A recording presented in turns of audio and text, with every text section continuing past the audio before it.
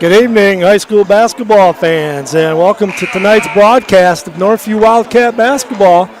We are right now have 24 seconds left in the JV game. Northview leads at 62-60, but we just had a whole lot of commotion at the end of this JV game. A hard-fought JV game, pretty clean.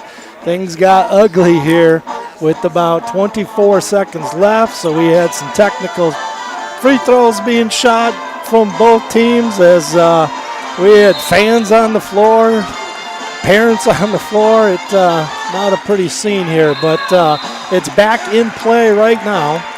And the score 62-60 Northview. To the free throw line for Wyoming. Will be going to shoot 2 free throws. So we may have a overtime here, have some bonus coverage for you here doing the JV game. Let me get my bearings here as I ran into the table here. All the equipment went flying, but I think everything's okay here. Wyoming does knock down the first free throw, and that free throw is by Kavari Palmer. He knocks him down both free throws, the sophomore for Wyoming. Kavari Palmer just knocks down 2 big free throws with 22 seconds left. Coach Felix for the Wildcats is going to call a timeout, and we're going to stay right here as kind of describe to you what happened earlier in the ball games, and then we'll get to our varsity pregame show here in just a matter of minutes. We'll see if this goes overtime or not. Again, 62-62, 22.1 seconds left. Northview will have the basketball. A little bonus coverage. This is the JV game. You're not missing the varsity game right now. That will be coming up in 20 minutes as they'll be warming up for 20 minutes. And we'll have a good postgame show or a pregame show for you here for that one. Also have a Coach Chana interview. And we'll see if this JV game ends up going overtime or not. But the Cats will have it with 21 seconds left. JV team has some players, some names that you might know. Ben Van Proyen, the brother of Jack Van Proyen, is a freshman who plays a lot on the JV team as starter. Boogie Brown, one of the players. Josh Anima, who I don't think is feeling the best I had heard. I'm not sure he's even going to be playing in this game. But Van Proyen will be taking the ball out of bounds as he gets it to Zahari Barnes. Has the basketball, top of the key. Gets it to Van Proyen. Left side, Chaco. Taylor has it. Taylor's going to drive to the basket. Shot up, no call, no good. Offensive rebound. 2 offensive rebounds. Putbacks by the Wildcats. Couldn't get it. And we're going to go overtime. So Wildcats had Taylor go to the bucket. Missed the shot. Rolls around the rim. Offensive rebound by the Wildcats. Putback. Couldn't get it to go. And then the second offensive rebound, kind of a quick tap back up, almost went in, rolls out as the buzzer goes off. And we have a 62-62 ball game, and we're going overtime. What we're going to do here is we're going to play the MHSAA message, and I'm going to do a sound check, and then I'll come back and we'll have some more bonus coverage towards the end of this JV game. You're listening to Mike Diebold on the call tonight, flying solo, as I was going to have Ryan Rimpolsky was supposed to be my broadcast partner, but he had an emergency at work. Hope everything's okay, but he had to go into work, and so flying solo here tonight. Play the MHSAA message for you, and right after that we'll get back, and we'll probably have maybe 2 minutes left. Or so, a minute left. I might break in the MHSAA message if need be to get you that final minute of this JV game. We'll be right back. Attendance at girls' events sets a new record, and the basketball season enters the middle portion of its year. I'm John Ross, and this is This Week in High School Sports, powered by the Michigan Achievement Scholarship. Happy New Year, and welcome back to the winter sports season. Believe it or not, our first basketball district games are just over 6 weeks away. Let's take you through the rest of the hoop schedule so you know what to expect. And remember, the boys' finals are played first, followed by the girls' finals. Boys districts will tip off February 24th, with district finals on February 28th. District assignments are already set, and the draw will be posted on February 16th. The regional round will be played March 4th and 6th, with quarterfinals on Tuesday, March 11th. The Breslin Center in East Lansing will once again play host to the semifinal and final rounds. The semis are March 13th and 14th, with the finals on Saturday, March 15th. All quarterfinal and semifinal action will be streamed live on the NFHS network, and all 4 finals will air live on FanDuel Sports Detroit. Orchard Lake St. Mary's, Warren Lincoln, Niles Brandywine, and Wyoming Tri-Unity Christian will all be looking to repeat as champions. On the girls' side, everything is 1 week later.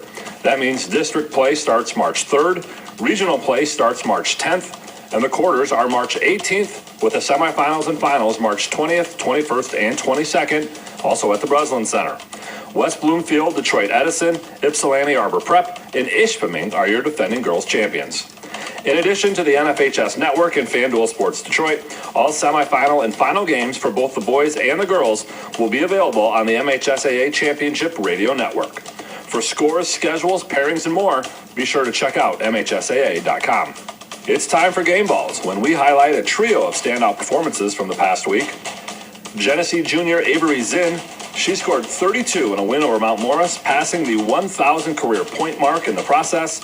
She joins her older sister Riley in the 1,000-point club.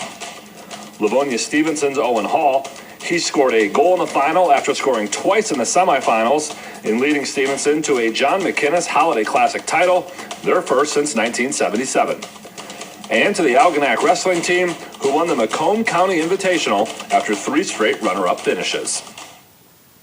Graduating seniors could qualify for a tuition-free skills certificate or associate degree through the new Community College Guarantee, no matter their GPA or your household income. Or if your child plans to attend a 4-year university or career school, the Michigan Achievement Scholarship Program has them covered. They could get up to $27,500 toward a bachelor's degree or up to $4,000 for career training. Complete the FAFSA to get started at mi.gov/achievement.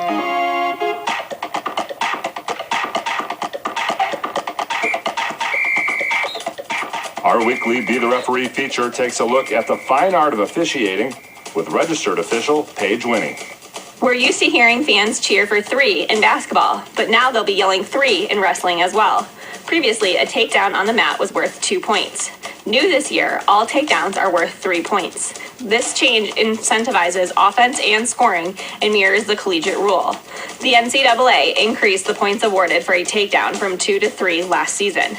Takedowns happen when one wrestler gains control over their opponent by bringing them to the mat from a neutral position. Once the opponent is down, the wrestler must control their position to prevent an escape or reversal. This often involves controlling their opponent while 1 point of contact of either wrestler is on the mat. Do that and you'll now be awarded 3 points. Thanks, Paige. Now more than ever, we need officials. If you're interested, please go to the MHSAA website now to register. More people bought a ticket for a girls' postseason event last school year than ever before. And for the second straight year, MHSAA tournament events drew more than 1.4 million spectators. The 2023-24 school year saw more than 471,000 spectators at girls' competitions, breaking a 9-year-old record. And the nearly 1.5 million total is the second highest in the last 7 years, down just 0.5% from the 2022-23 school year. On a per-sport basis, softball and track and field saw record turnouts. Girls basketball was up for a 3rd straight year. Individual wrestling, competitive cheer, girls and boys lacrosse, and boys swimming and diving all saw increases as well. Football remains the most attended tournament, with just over 363,000 tickets sold last school year. For more, please check out MHSAA.com. You've been listening to This Week in High School Sports, powered by the Michigan Achievement Scholarship, a production of the MHSAA Network. Thanks for joining us. I'm John Ross, and we'll be back next week. And welcome back to Northview High School, where the JV game has 2 minutes and 30 seconds left. The Cats were up by 5. Now they're up 4 with the basketball, as Wyoming has not scored in this overtime. We are in overtime, as Northview had a couple shots at the bucket from a couple feet out, could not get it to go. And now we're in the overtime situation, so we have a little bonus coverage. Van Proyen from 17 feet, top of the key, just inside the three-point arc, knocks a big shot down. As the Cats lead it by 6, 71-65. Wyoming shot is up, is blocked by Van Proyen. Van Proyen gets it out. Northview, good job by Zahari Barnes bringing the ball out instead of trying to force a shot up late. Minute 43 left. Cats lead it by 6. They have the basketball. Van Proyen, top of the key, gets it over right side. Was trying to get it to Barnes. Goes out of bounds. Northview will have it in front of their own student section. And we're going to get a timeout here by Wyoming, as the coach is trying to, or maybe it's just signaling the play. I thought he was calling timeout, but he's signaling out of bounds sideline defense for Wyoming. Van Proyen has the basketball for the Wildcats. Kind of caught in the corner.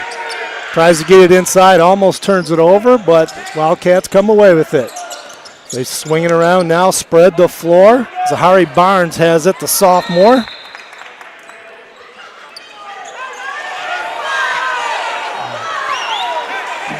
Northview's going to have the basketball, as that ball came underneath my feet right here.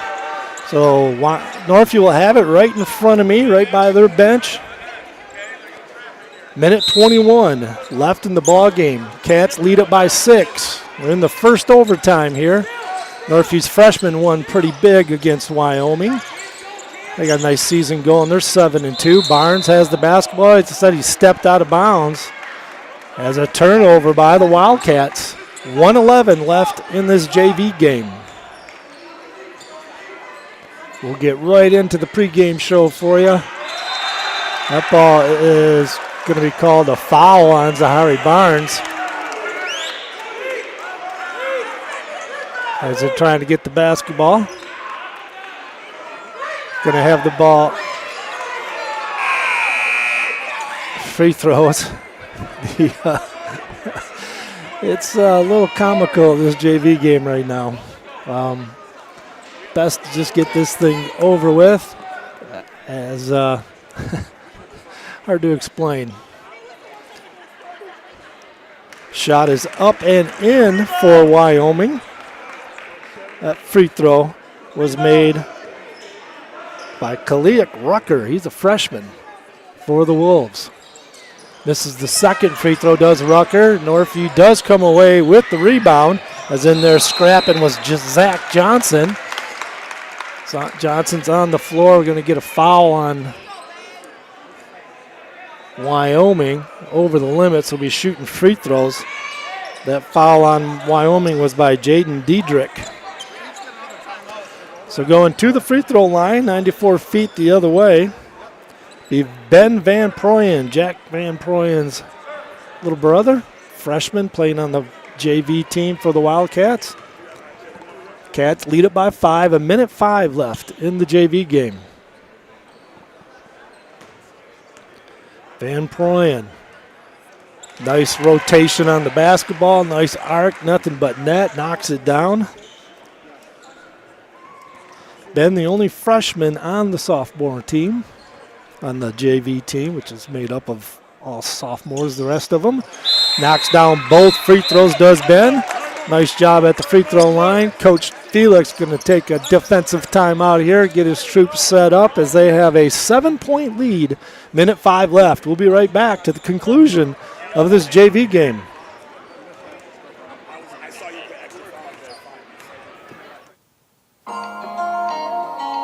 Check out New Beginnings Restaurant, located at 5200 Northland Drive. Dine in or call for takeout at 616-988-9650. Great food at a great price. Open daily 6 a.m. to 3 p.m. New Beginnings Restaurant.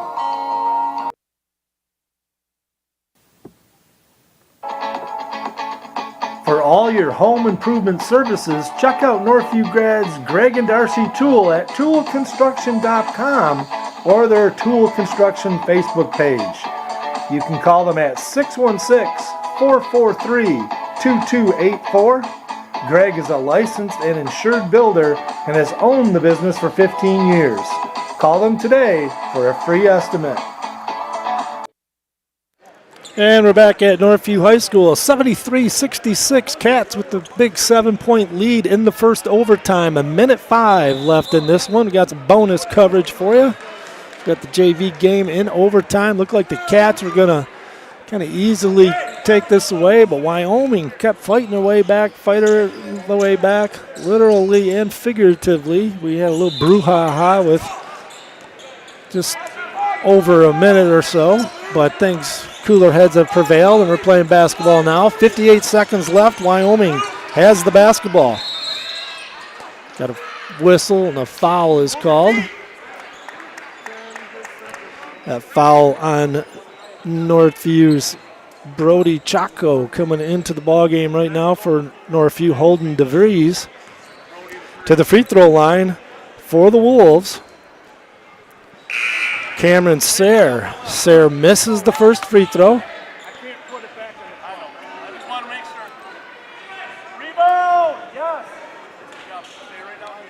7-point lead, 55 seconds left in this one. Wyoming has one more shot by Sayre. He does knock down the second free throw, the sophomore for Wyoming.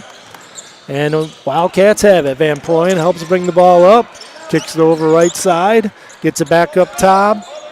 They're going to spread it out. Almost a turnover, but nice job by Chaco to take care of the basketball. Barnes now has it for the Wildcats, running the show at the point. Wyoming pressuring a little bit, not fouling. Now they're going to reach around, no foul called. Barnes still has it, doing the curly kneel out here, dribbling around for a nice 15-20 seconds. And Barnes will be going to free throw line to shoot two, as both teams in the double bonus here. 27 seconds left in this one. And we'll get right to our pregame show after a couple quick sponsor commercials, and we'll have Coach Chana interview for you. Barnes cannot knock down the first free throw. The sophomore for Northview. 6-point lead, 27 seconds left.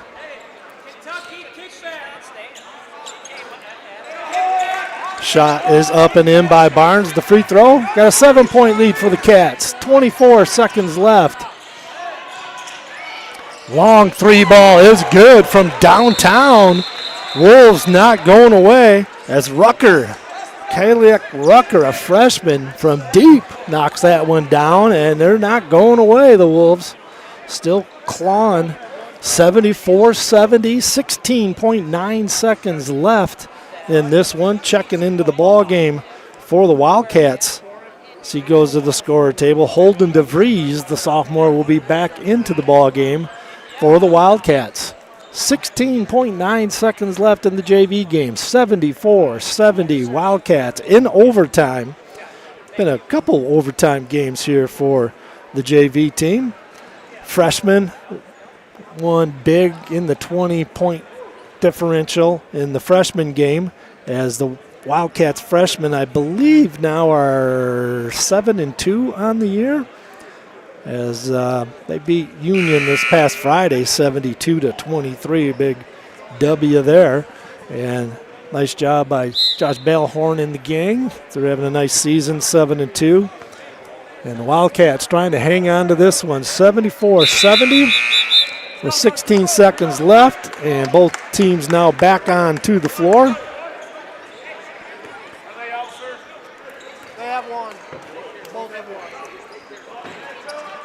It's going to be the Wildcats basketball. Got to go 94 feet. They're getting full court pressed by the Wolves. Taking the ball out, Ben Van Proyen. Cats have three in the backcourt. They're going to get it to Barnes. Barnes going to dribble across. He gets double teamed, skips it across to the Wildcats. Nice job, DeVries coming to the basketball. And he's going to get fouled. And Holden DeVries, the sophomore, will be going to the free throw line for the Wildcats. Coach Felix takes his team off the line, so all 4 other Wildcats are back by half court, getting some instruction here from Coach Felix, saying make sure we're getting rebounds. DeVries knocks down the free throw for the Cats. 2-possession game, 75-70. If he can knock this free throw down, it's going to take 2 threes to tie things up for the Wolves. He does miss the free throw. Wolves down 5, 9 seconds left. Dribble drive by the Wolves, stops, pops inside the three-point arc. That is not a 3. Rucker, again, the freshman, knocks down the 3. Good shooter from the outside, can get his own shots off. Did not take the 3, though, took the 2. So it's 75-72, 3-point lead by the Cats with 2.2 seconds left. So all they got to do is inbound the ball, and they'll probably get fouled right away, knock down 1 of the free throws. And it doesn't matter if there's a desperation 3-quarter court shot that goes in with the 4-point lead to be all set. But this one is not done yet. 75-72, 2.2 seconds left. And right after this, we'll do a couple quick commercials. And did the sound check. Sounds like everything's good on air. And we will have a good varsity game for you. Beginning of the year, I thought Wyoming probably finished 3rd in the league. South Christian, Northview fighting out for the league championship. Wyoming right there. So this will be a big game whenever you have, where you think maybe a 3rd-place team when you look at the standings at the end of the year. You got to win those games, especially on their floor. You usually win it at home.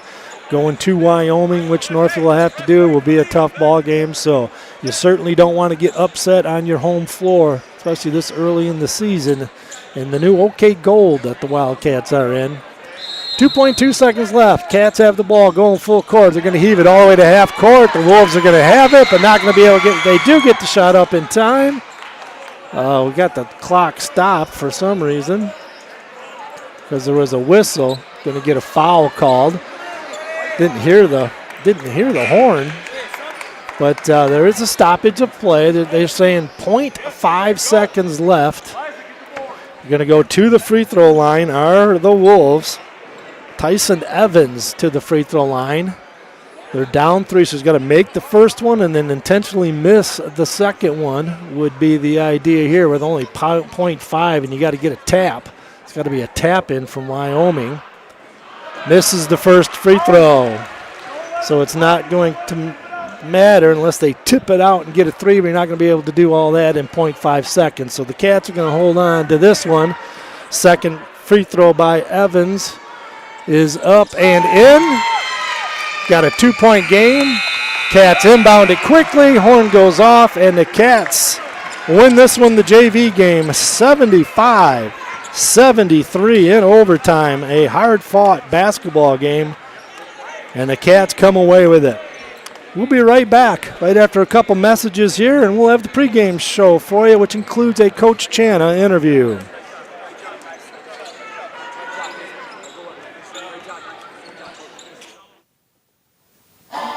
Thank you, sponsors of Northview Athletics, The Score Restaurant, Mike Marsman of Treadstone Mortgage, Ken Jansen of Lake Michigan Insurance Agency, Randy Block of Green Ridge Realty, Lake Michigan Credit Union, Cutting Edge Builders, Tool Construction, Lindy Tanis of Tanis Home GR, Legend Signs, Christian Croft Fundraising, Shannon Swartz of Pierpoint Mortgage, Straight Line Fence, Real Food Cafe, Gold Star Mechanical, All Flow Plumbing, Golf Cars Plus, Design One Salon and Spa, Discount Home Improvement, Keller Williams, River City Mechanical, AIC Insurance Services, Tom's Hometown Bakery, Third Coast Oral Surgery, Boulder Creek Golf Course, Superior Asphalt. Thank you for your support.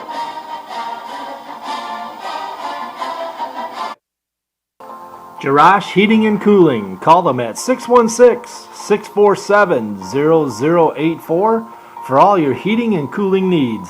They are located just off West River Drive in Comstock Park. Ryan and Dave Jarash have owned this local company for over 40 years. Call them for all your heating and cooling needs.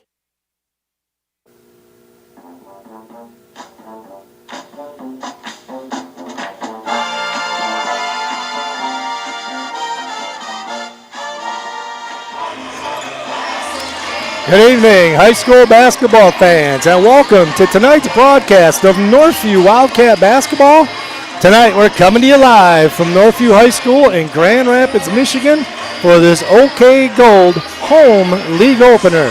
This matchup between the 5-2 Northview Wildcats and the 5-4 Wolves of Wyoming. Hello everyone, I'm Mike Diebold. Want to welcome you to the pregame show. Cats play their first home league game tonight in the new conference. It was the OK White, now it's the OK Gold. They'll play longtime foe Wyoming. Always a good basketball program under longtime head coach Tom Vanderclay in his 29th season at the helm at Wyoming. Having took over for another good coach 29 years ago, Kelly McEwen. Only 3 coaches in the area have more longevity than Vanderclay. Kent Ingalls, who coached at Greenville and Cedar Springs, now at Big Rapids, has 48 years. Scott Sodsma, Hudsonville Unity Christian coach, still coaching for them. He has 40 years. And Mark Keeler from Tri-Unity Christian, who just got his 700th win this past week. He has 37 years under his belt. So only those 3 coaches have more longevity in the area than Tom Vanderclay. Wildcats are back playing Wyoming as a conference foe dating back many years in a few different conferences. Way back in the 80s and 90s, it was the OK White. They met up all the time. And in the Bronze in the mid-2010s. And now the OK Gold, they meet up again. We should have a good one here for you tonight. I'm flying solo tonight. Ryan Rampolsky, hope everything's okay. He had a quick work emergency. I think he's fine, just needed to be at work. So hope everything goes well with him, and we'll try to get him back for another time. Ryan Rampolsky, one of my players off that Final Four team, his junior year. Him and Bob Toole, the only 2 juniors on that Final Four team in 1990. And he's done some games for me in the past, Ryan has. He was our 6th man that year, and a good 3-point shooter back in the day for the Wildcats program. Hope everyone had a happy New Year and happy holidays, and we got a good basketball game. We're going to be bringing it here for you tonight. And when we come back to the Frames Unlimited pregame show, we'll take a look at the scouts for both teams. We'll talk about the Wyoming Wolves first, and then we'll talk about the Northview Wildcats and have a Coach Chan interview, all on the Frames Unlimited pregame show.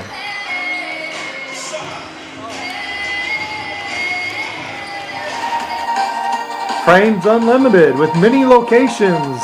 The nearest on Plainfield. Northview grad Kyle Zimdar and longtime Northview supporter Bill Zimdar will provide you with the quality work for all your picture framing needs.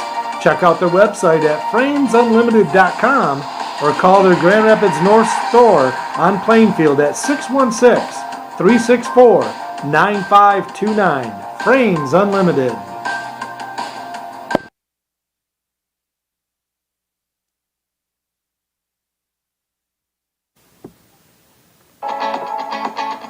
For all your home improvement services, check out Northview grads Greg and Darcy Tool at toolconstruction.com or their Tool Construction Facebook page.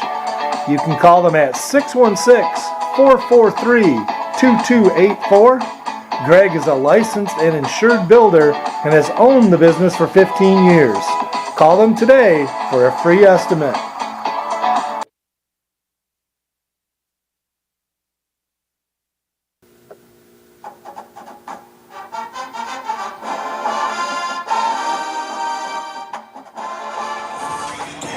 Well, let's take a look at these Wyoming Wolves under head coach Tom Vanderclay in his 29th year of coaching, 4th longest tenure in the area. Wyoming's 5-4 so far this year. They went 6-17 last year.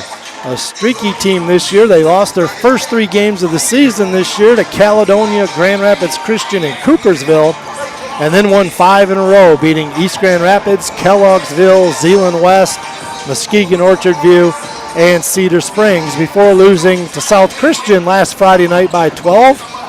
Wyoming Wyoming averages 61 points per game, gives up 55 for a +6 scoring differential. Wolves are led by senior guard Avante Williams. Some people saw a list. He was the 22nd best senior in the area. Scored 23 points earlier in this year versus East Grand Rapids, and he has an offer to go to Olivet to play college hoops. Also, they're led by sophomore number 4, Braden Williams, rated the 10th best sophomore in the area, coming off a knee injury that he suffered last year as a freshman, so he's been out for like 10 months rehabilitating that knee. He scored 14 points Friday versus South Christian. Other starters for Wyoming are senior Warren Williams, junior Josh Gavera, and junior Brad Lewis, and Taryn Calvert will help off the bench, as Calvert had 14 points Friday versus South Christian. He may be starting in this ball game here today. For the Northview Wildcats, they're 5-2. Their losses to Rockford by 8 and Ann Arbor Huron by 13, and wins against Godwin Heights, Granville, Muskegon Mona Shores, Ferndale, and Grand Rapids Union. Cats coming off a win versus Union last Friday night, 69-37. Cats shot 62% from two-point land. They were only 1 for 15 from behind the arc, though. On the season, shooting 27% from 3. Free throws are 65%, not getting better, but they've had some inconsistent performances at the free throw line in some of their games. Cats forced 16 turnovers versus Union, leading to 24 points off those turnovers, which was the story of the game. Cats also outscored Union by 30 points in the paint, many of those layups off of turnovers. 3 players in double figures for the Cats. Brady Swartz, a team-high 24 points. Cam Ryans with 19, and sophomore Anthony Lewis with double figures with 12. Cats did shoot 83% from the line in their most recent game, which was good to see. That Rockford game where they ended up losing by 8, they left 15 points out there at the free throw line. They were 13 of 28, 46% from the line in that game. When we come back, we'll take a look at the Northview Wildcats, and we're going to talk about our surprise guest analyst who just walked into the building. We'll be right back. Jarash Heating and Cooling. Call them at 616-647-0084 for all your heating and cooling needs. They are located just off West River Drive in Comstock Park. Ryan and Dave Jarash have owned this local company for over 40 years. Call them for all your heating and cooling needs.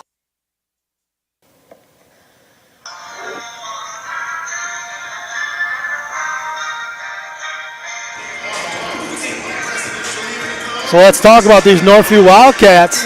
5-2 on the year. Losses to Rockford by 8 and Ann Arbor Huron by 13. Wins against Godwin Heights, Granville, Muskegon Mona Shores, Ferndale, and most recently Grand Rapids Union. Cats coming off a win versus Union, 69-37. Cats have outscored Union by 30 points in the paint, many of those coming off some turnovers. Northview is led by head coach David Channa, now in his 6th season at Northview.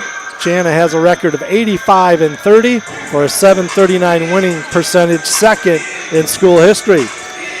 Northview Cats are led by the dynamic duo, 2-time All-State as a freshman and sophomore, now a junior, Cam Ryans, averaging nearly a double-double, 21 points per game, 7 rebounds per game.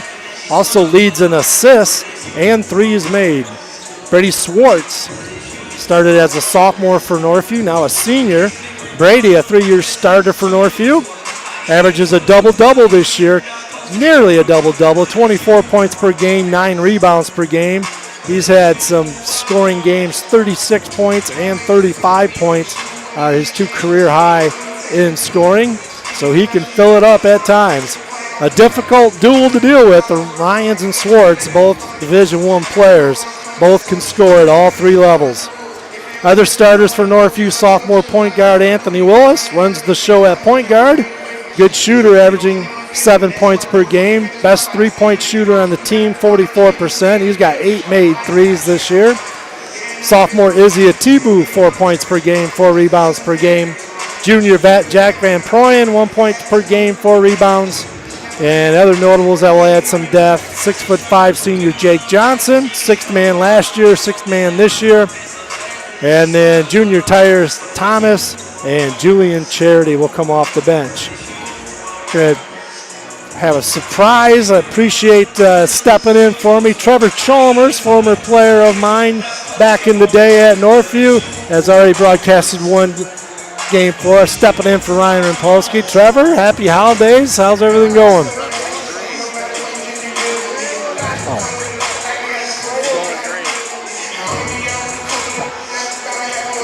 All right, we got having some technical difficulties here. We'll see if one of these is going to work. I think we got this one. Okay. Yeah, great. Holidays were great. Good break.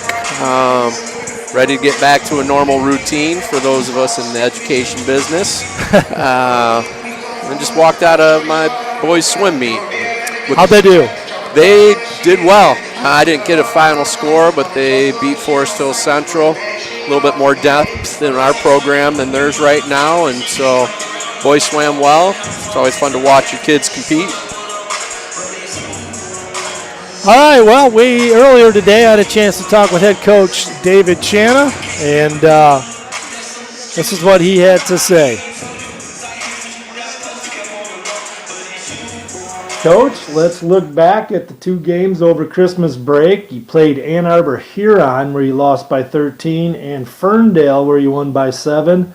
Kind of 2 Detroit area school teams. You like to do some showcase games over the Christmas break. You think it helps you really get ready not only for the regular season, but more importantly, even for you, the postseason. Talk about, let's start out with the Ann Arbor Huron game. The Ann Arbor Huron game was a good test for us, especially early in the season for some of our younger guys.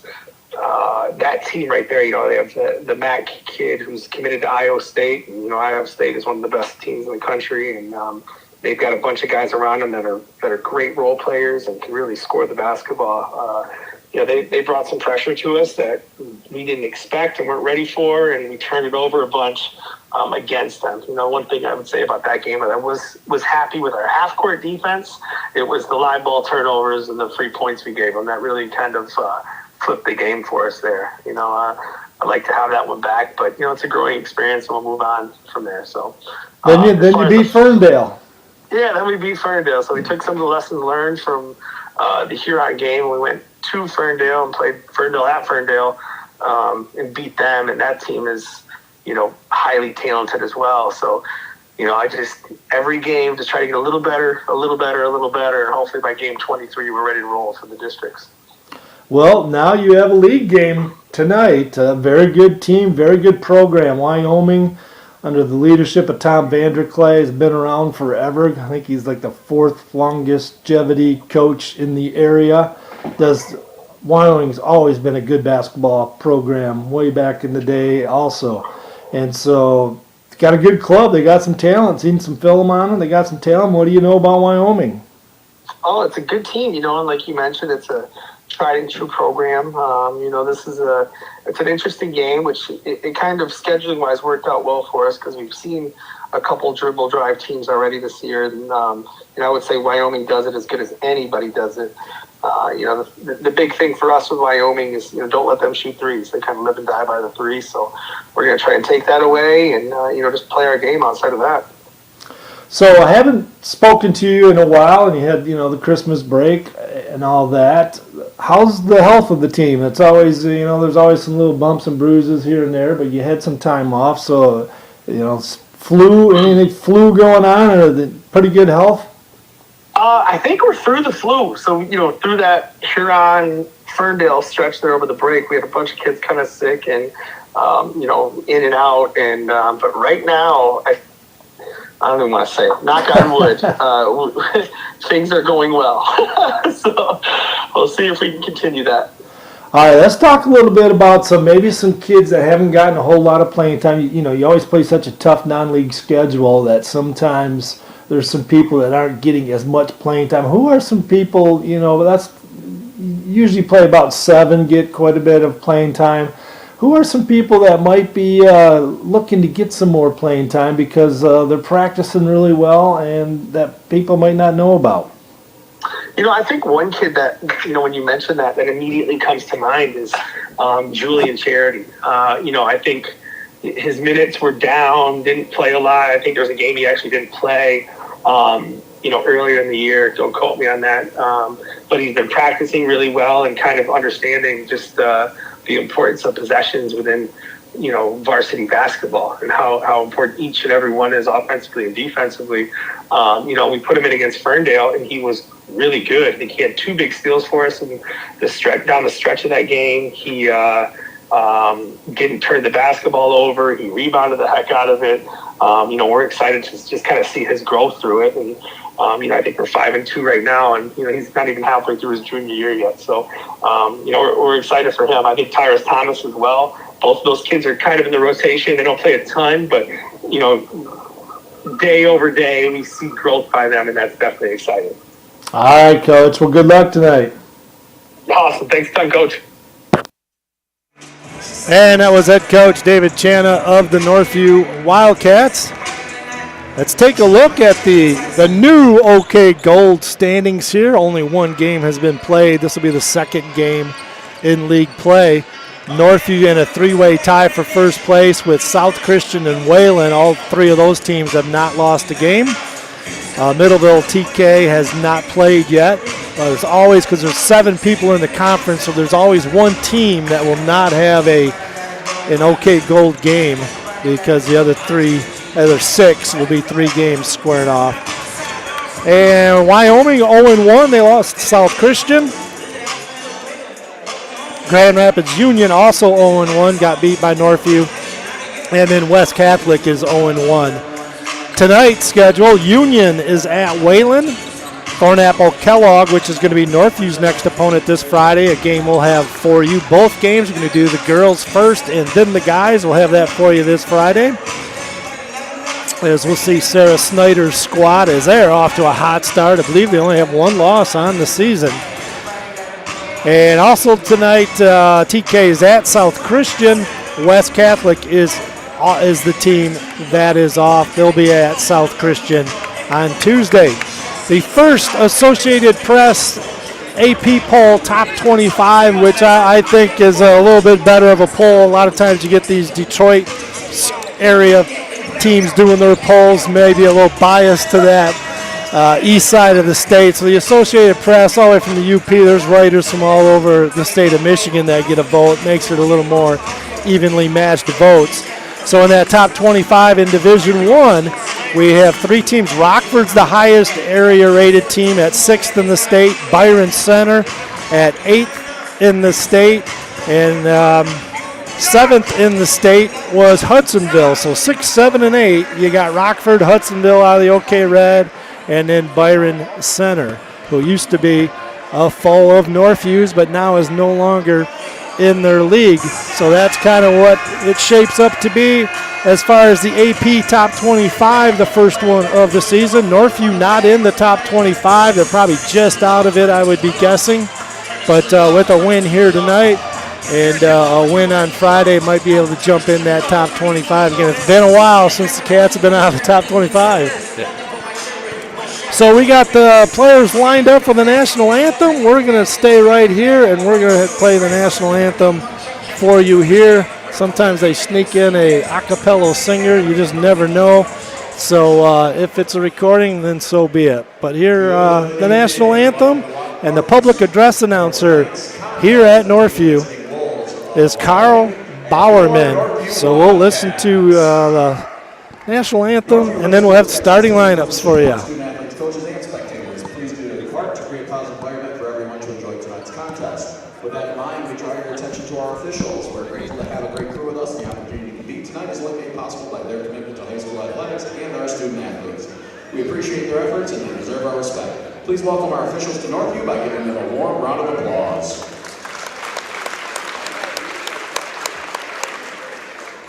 Ladies and gentlemen, the privilege of this event was made possible by those who have fought and continue to fight for the freedoms that we enjoy today.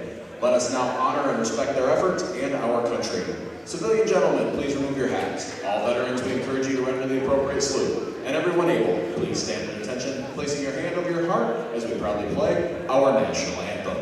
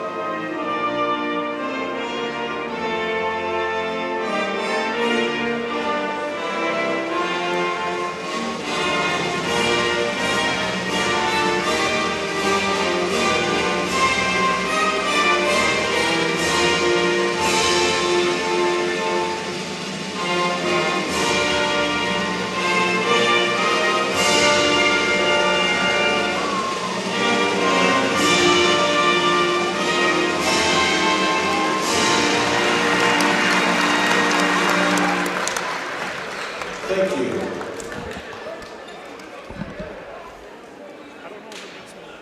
First, we will start with the lineups for the visitors from Wyoming. When we played at Ferndale, I said I did it. Number 2, senior Avante Wiggins. Number 4, sophomore Brayden Williams. Number 10, senior Warren Williams. Number 15, junior Brad Lewis. And number 22, senior Tayshawn Wilson. The Wolves are coached by head coach Tom Vanderplay and assistants Warren Williams and Jason Blairville.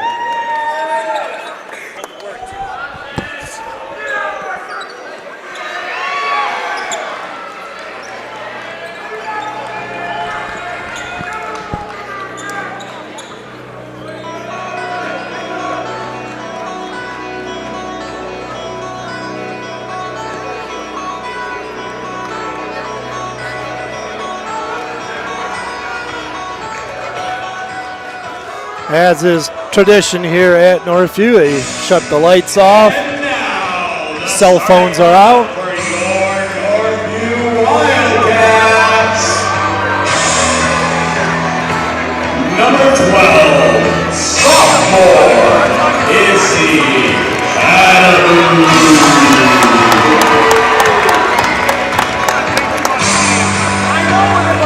Number 2, junior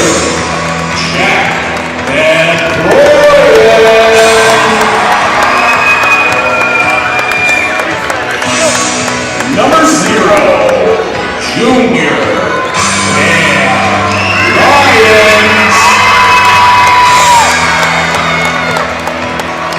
Number 4, senior Jake Johnson.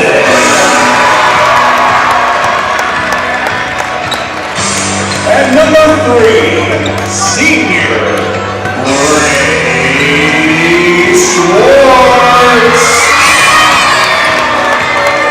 Your Wildcats are coached by head coach David Chana and assistants Jeff Anima and Derek Brooks. And we're about ready to get things going here at the Wildcat Den. The new starter for the Wildcats for the first time, Jake Johnson, in for the Wildcats, as he will be taking Anthony Willis's spot. So we'll see who ends up playing the point guard position here. Start things off, Wildcats in their whites with black trim, gonna get the basketball first, and the Wolves in their purple with some black and white trim. Cam Ryan's top of the key, gets in the lane, rises above, can't get the little 6-foot floater to go, and the Wolves come away with the rebound. Got a good look for the first possession. Wolves have the basketball. Little 17-footer is no good by Wilson. Offensive rebound, put back 3 ball on the way by Williams, Warren Williams. And that is off iron. It goes out of bounds, and the Cats will have it. Dodged a couple open looks there for the Wolves. Cats had a good look, and nothing going in early on here. Just joining us, 7:20 left in the first quarter, no score. JV game went overtime. Northview won that game in overtime. Brady Swartz has it left wing, calls for a high pick and roll with Johnson. Can go all the way to the basket, and there's the baseline slam we see so many times. Brady Swartz on that left baseline goes up and slams it home for the first 2 points for the Cats. Wiggins almost throws it away, but he comes back, and Avante gets his own knocked away, almost turnover. Cats trap, go in. Going to get called for a walk. Bucket did go in. They're going to wave it off, though, as that's Brad Lewis, the junior, starting for the Wolves in this one. I believe maybe his first start of the season. A little different look from Wyoming there. Most of those teams were doubling that drive by Brady on that refusal of the ball screen, but they left a clear lane for him that time. Lane, he went all the way, no one around, no help side because they were spread out so far. Cam Ryan's dribble drives in the lane, gets the ball knocked away. Go be underneath their own basket. Are the Wildcats. Van Proyen will inbound. 1-4 set along the baseline. Get it into Swartz. Another easy one for Brady Swartz. Going to be a long day for the Wolves if they don't do a little better job defensively on Swartz. 2 easy oops for Brady to start things off. Hatibu knocks it off. We got a scrum on the floor. Wolves come away with it, though. Almost a turnover. Shot is up, no good. Cam Ryan's contested Williams shot. That's Warren Williams. There's 2 Williams on the team, so we have to call both names. Brady Swartz gets inside 2 feet away. He's got a quick 6 points in this game. Swartz 6, the Wolves nothing. 5:50 left in the first. High Glasser up and in. Tough shot by Braden Williams, the sophomore. He gets it to go. The high archer kisses it nicely off the glass. A runner. Cam Ryan's going to turn it over, trying to get in the lane for the Wildcats. Wolves will have it, find themselves down 4 points, but they have the basketball. 5:35 left. Man D. Both teams like to play a lot of man defense. Kind of a tough shot by Wiggins. Forced shot over Hatibu, doesn't get it to go. Northview comes away with the rebound. Swartz gets in the lane again. He's going to get fouled, going to call a hold before the shot was up. That foul is going to go on Avante Wiggins, his first, the team's first. Good thing they fouled because Brady, again, got 6 feet away from the basket. It rises over and had an easy look and knocked it down, but foul came first. Cats inbound underneath their own basket. Hatibu falls down, almost sprains his ankle. Has the basketball. It's going to be a jump ball as Hatibu came down awkwardly.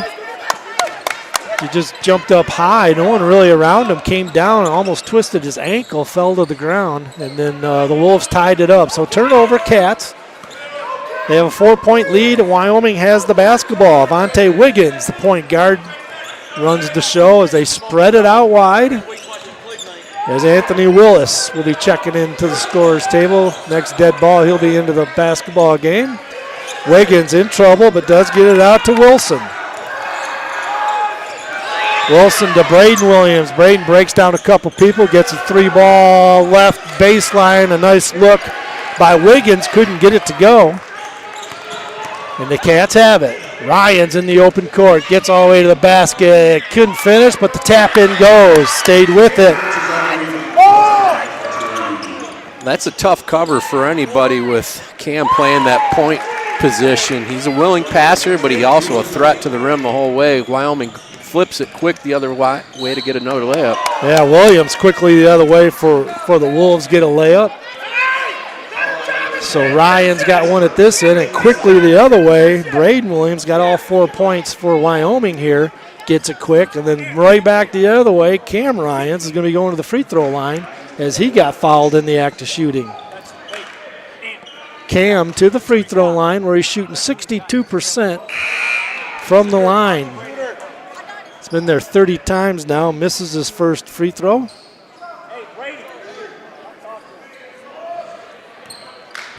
Talk them through it. Who in matchups? Willis ready to check in. Missed both free throws, did Cam. 8-4. Cats have them doubled up halfway through the first quarter. Point guard, senior Avante Wiggins, now gets the ball to Williams. Williams dribble drive.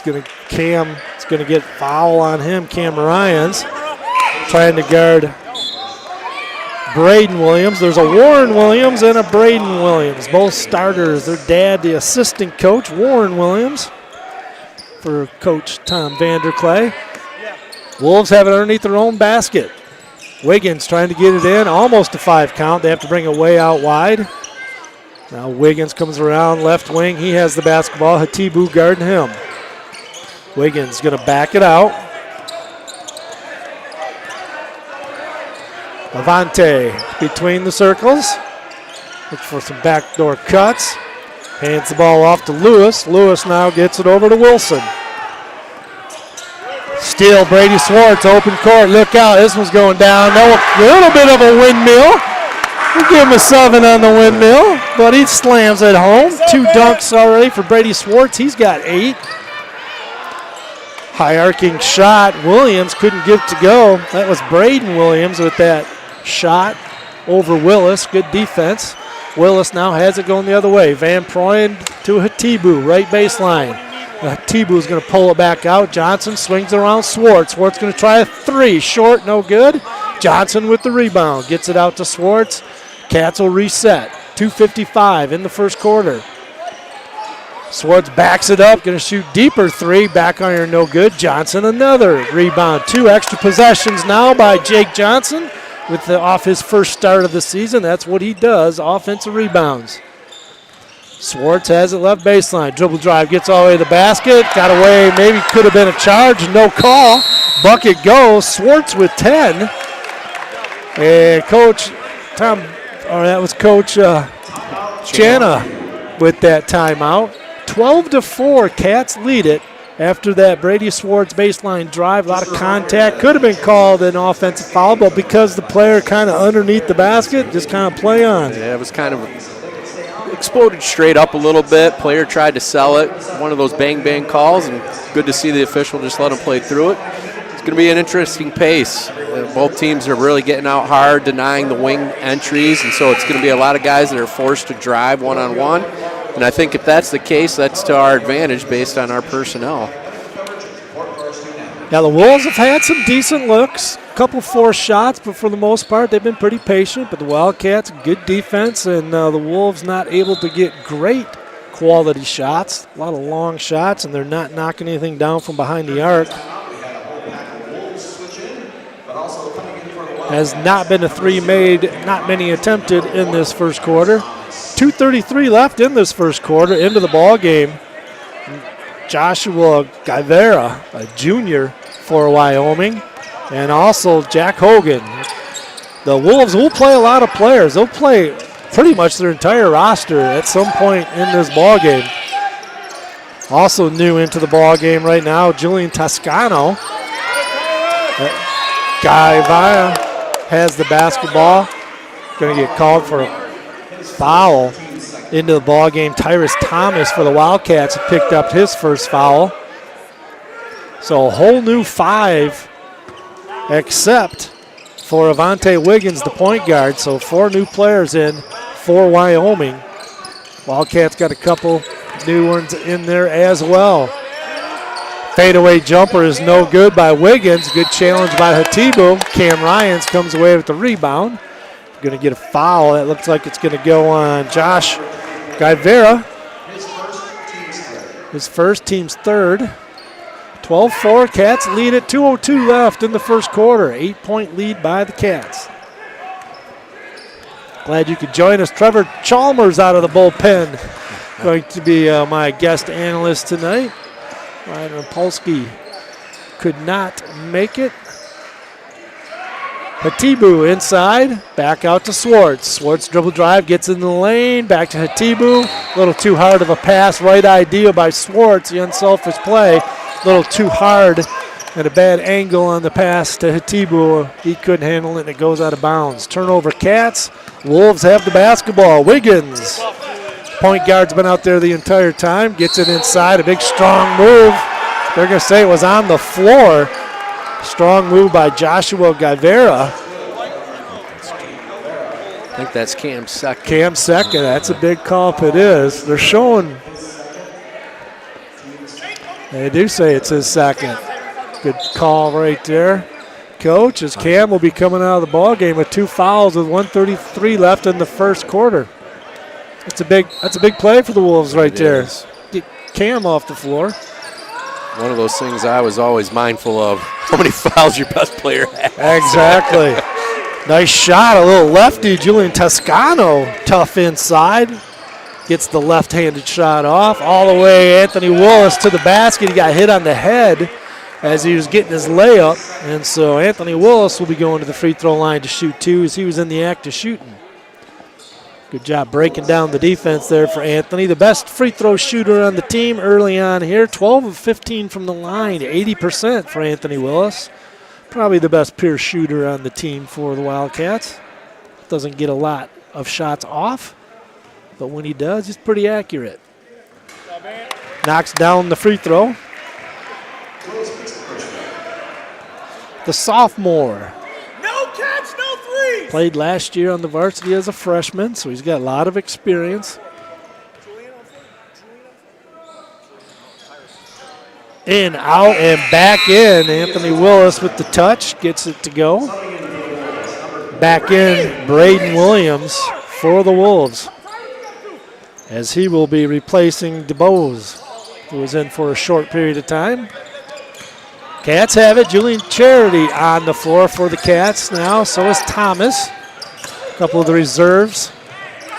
Thomas gets beat, gets blown by there by Wiggins. Wiggins gets his first 2 points of the game, the point guard. 14-8. Wolves down 6. Northview with the basketball. Nice block shot in there by the Wolves. Guevara, as Swartz did a spinning turnaround jumper, and he got it swatted right back at him. Nice play by Guevara. Ball goes out of bounds, and Northview's going to have it underneath their own basket. See who takes it out for Northview. Northview is not, there we go. Anthony Willis is going to take the ball out of bounds. 1-4 low set. Chalmers' old set. They don't quite get a lot of looks off it lately off that set, though. Swartz tried to break someone down off the dribble. Going to get a foul on the Wolves. That foul by Braden Williams. His first, team's 5th, so Northview will be in the double bonus for the last 43 seconds of this first quarter. Brady Swartz on the year at the line, 68% free throw. Gets there, he's had 69 free throws already. He gets there a lot. Knocks it down. Brady having a good ball game. He's got 11 points. Career high 36 against Ferndale. He had 35 in a ball game last year. He can fill it up when he gets it going. Swartz for his second free throw. Gets it to go. Brady with 12 first quarter points. Hatibu in for Charity for the Wildcats. Culvert looking to get the inbound, but instead they're going to get it to Braden Williams. Williams will play point right now for the Wolves. High pick and roll. And we're getting an offensive foul, as he didn't think he fouled him with the pick. Guevara thought he was there, but going to get an illegal pick on Guevara. His first foul.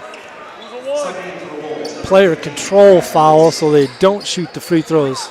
Well, that was an off the ball. How come? Do you know why they're not shooting those free throws? They're the double bonus. Not sure about that one. Usually if it's the person that had the ball runs them over, that you don't, but I don't know why Northview wasn't shooting free throws there. Anyways, Wiggins with the basketball at the steals. Northview threw it away, coming back the other way. It looked like Anthony Willis got a lot of ball, but anyways, stopped him from getting an easy layup. So Avante Wiggins will be going to the free throw line to shoot 2. Not a lot of movement on what looked like their last possession. Kind of got stuck dribbling in no man's land. Wiggins, the leading scorer for this ball club, the Wyoming Wolves, averaging about 17 a game. Gets the first free throw to go. He's got 3 points in this first quarter. Wiggins will get a second free throw. Got them both. 16-9, 15 seconds left. Willis, Cats will probably hold for a last shot here in the first quarter with a 6-point lead. Van Proyen to Hatibu, inside to Ryans. Ryan spin dribble, shot up, double clutch, in all the way around the rim, comes out. So Ryans is going to have to earn it at the free throw line. A foul. Guevara, his second. 2 shots for Cam Ryans, trying to get his free throw percentage going here. That one he knocked it down. Cam with his 3rd point of the quarter. 1.8 seconds left. You can hear Coach Chana saying nothing long with only 1.8 seconds left. Ryans knocks down both free throws. Cats lead it by 8. Half-court shot at the buzzer is no good by Braden Williams. And the Cats going to take an 18-10 first quarter lead. We'll be right back. Check out New Beginnings Restaurant, located at 5200 Northland Drive. Dine in or call for takeout at 616-988-9650. Great food at a great price. Open daily 6 a.m. to 3 p.m. New Beginnings Restaurant. And we're back. Trevor, your thoughts on that first quarter?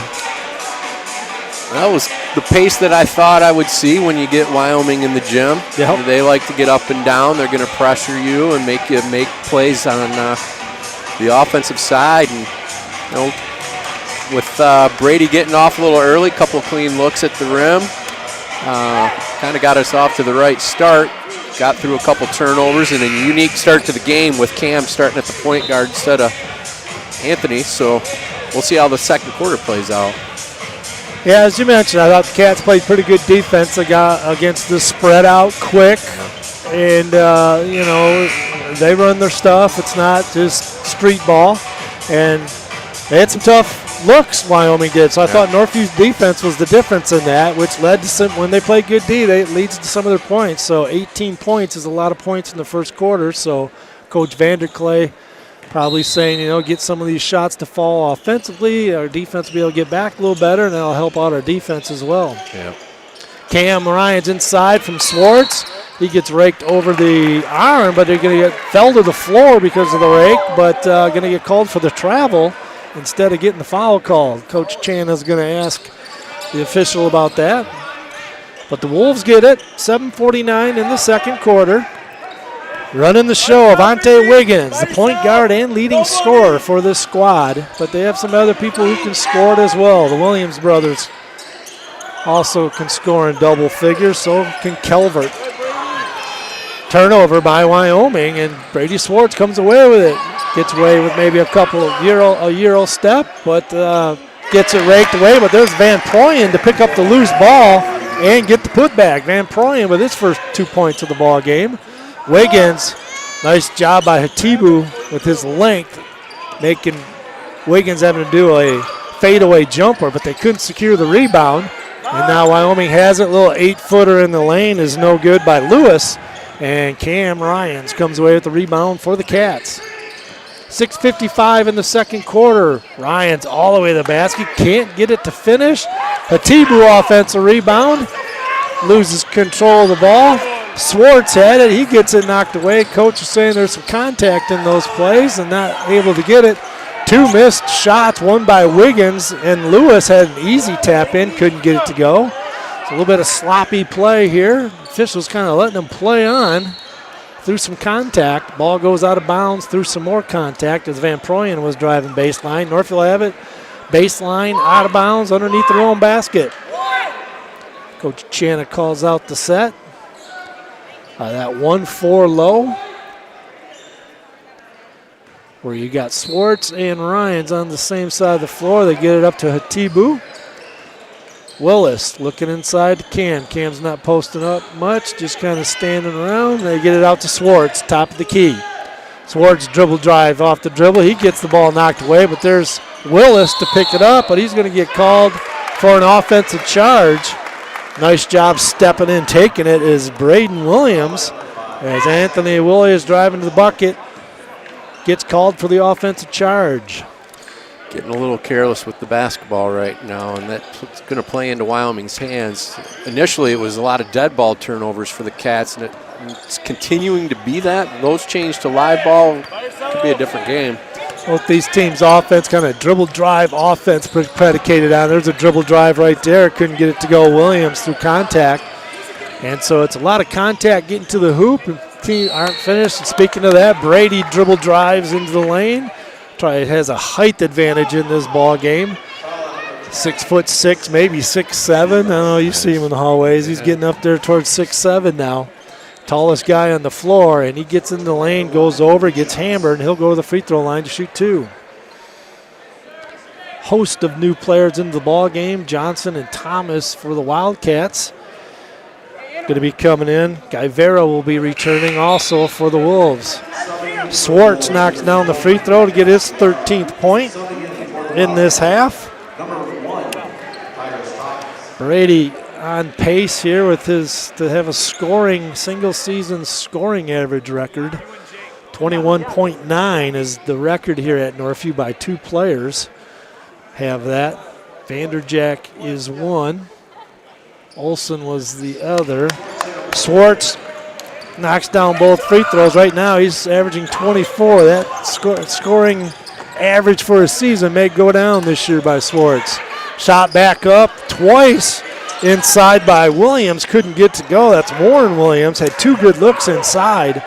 Couldn't get it to go, and Cam Ryans comes away with it. Ryans finds Johnson. Nice feed assist. Ryans.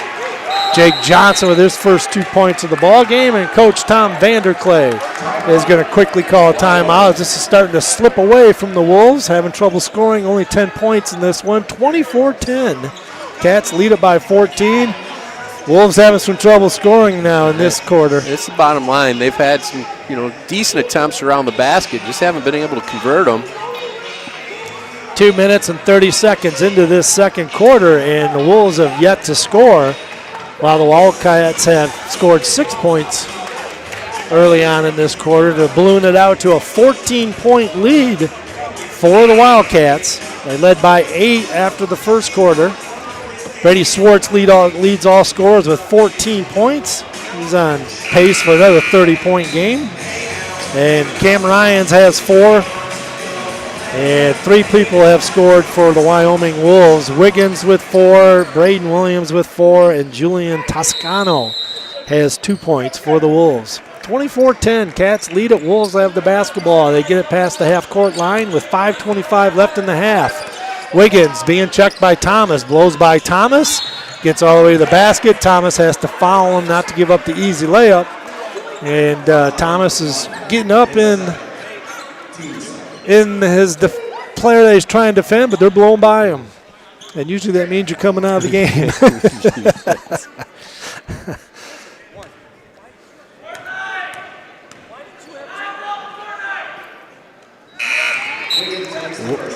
Wiggins has 3 free throws in this game and a field goal. He has money at the free throw line.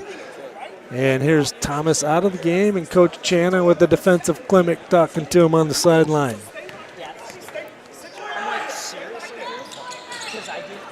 Wiggins gets them both to go. He's got 6, leading scorer for the Wolves. Cats have him doubled up, though, 24-12. Cam Ryans all the way to the basket. Tough finish, coast to coast.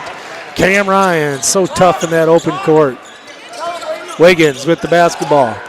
Dribble drive, Swartz, much taller Swartz on him. They got some length on him this time. Fadeaway jumper by Wiggins, no good. Swartz comes away with the rebound. Swartz in the open court, coast to coast. A hard fall, fell right on his head. and they're both down on the floor. Swartz is back up looking okay, but taking the brunt of that one was Braden Williams, as he came right down on his head, and he hit his hip first. Trainer going out on the floor, although the players pick him up. Not sure he was ready to be picked up, but he's up walking off the court. Braden Williams, the sophomore, got the blunt end of that one as Brady fell right on top of him. As he comes out of the ball game, does Williams. And coming into the ball game, Jack Hogan, the senior for the Wolves. 4:50 left in the first half. Wiggins with the basketball. Hogan's going to dribble drive in the lane. He gets fouled by Jake Johnson as the Cats having trouble keeping people in front of them, and they're blown by and they're having a foul. Otherwise, they're going to give up a layup. 14 foul on the Cats now. One more, and with 4.5 minutes left, the Wolves will be at the free throw line. That's an easy way to get back in it, shooting free throws. See if the Cats can play defense without fouling. Into the lane, Lewis couldn't get it to go, but we're going to get his offensive rebound. And then we got a jump ball. So the Wolves are going to retain possession underneath their own basket. Charity out of the game. Van Proyen back into the game for the Cats. Box set, a lot of holding and grabbing on. And they turn it over. Do the Wolves. They couldn't get that absolutely drove me crazy, as you know, when I was the head coach. You're supposed to be breaking them down for an easy look, and you turn it over.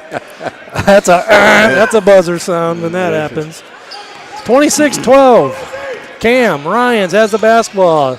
Gets all the way to the basket. Scoop shot, can't get it to go. Hatibu offensive rebound. Put back, can't get it to go. Cats have been all over the rim, but they can't get him to fall. Hatibu will be going to the free throw line to shoot two, as he was in the act of the shooting when he was fouled by Braden Williams, or checked at.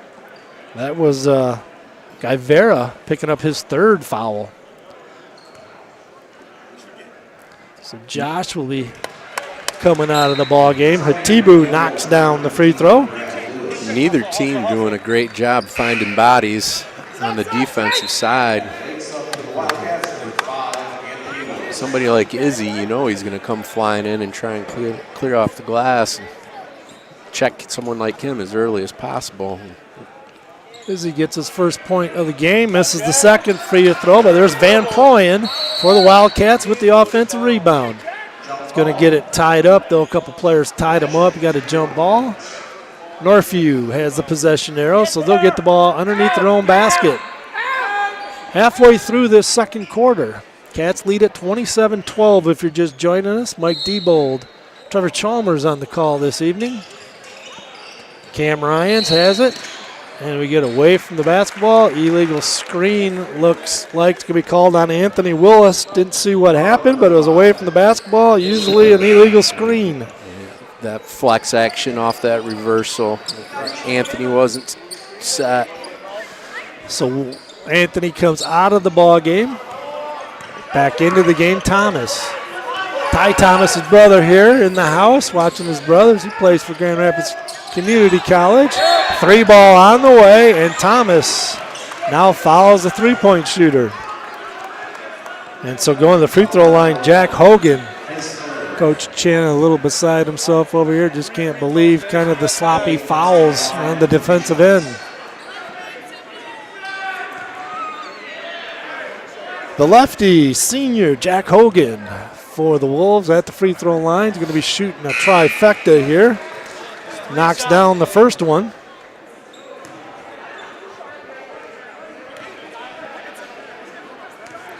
As the Wolves finally get some points in this second quarter, as the Cats have been shutting them down. Hogan knocks down the lefty. The second free throw, nothing but net. Good free throw shooter.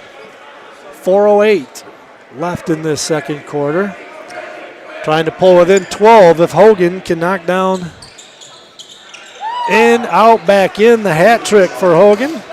He's got 3 points. Cats lead it by 12. They have the basketball. Van Proyen, left wing, gets it over to Swartz. Swartz going to drive left baseline, gets trapped, keeps his dribble, brings it back out. High pick and roll of Van Proyen. Hatibu, top of the key, right side, Charity. Charity pick and roll, going to drive, and it's going to get fouled by Wyoming as the Wolves. Hogan was up and in his body, too handsy with them, gets called for the foul, the 4th team foul. So from here on out, with 3:46 left in the second quarter, both teams will be shooting 2 shots on any foul. Charity takes the ball out underneath their own basket. Gets it into Ryans. Inside Swartz. Swartz height advantage. He gets raked over the arm on the drop step, as the only way to stop him was to foul him, and Lewis did just that. Going to make him earn it at the free throw line, where Brady's 2 for 2 at the line in this ball game. Brady Swartz, 70% free throw shooter, 75 last year at the line. Knocks down, he's got 15 first half points, does Brady. When he's on, scoring machine, but he can have some games where he cannot buy a bucket. Missed free throw there. Wolves come away with it. 13-point lead by the Cats. Wolves' Wiggins has it, being checked by the much taller Swartz. Hogan with the basketball. Lefty gets it on the right wing, Wilson. Wilson's going to stop a pop from 15, no good. Swartz gets a long rebound. He takes off down the lane. He gets fouled, and he'll be going to the free throw line to shoot 2 where he was just at.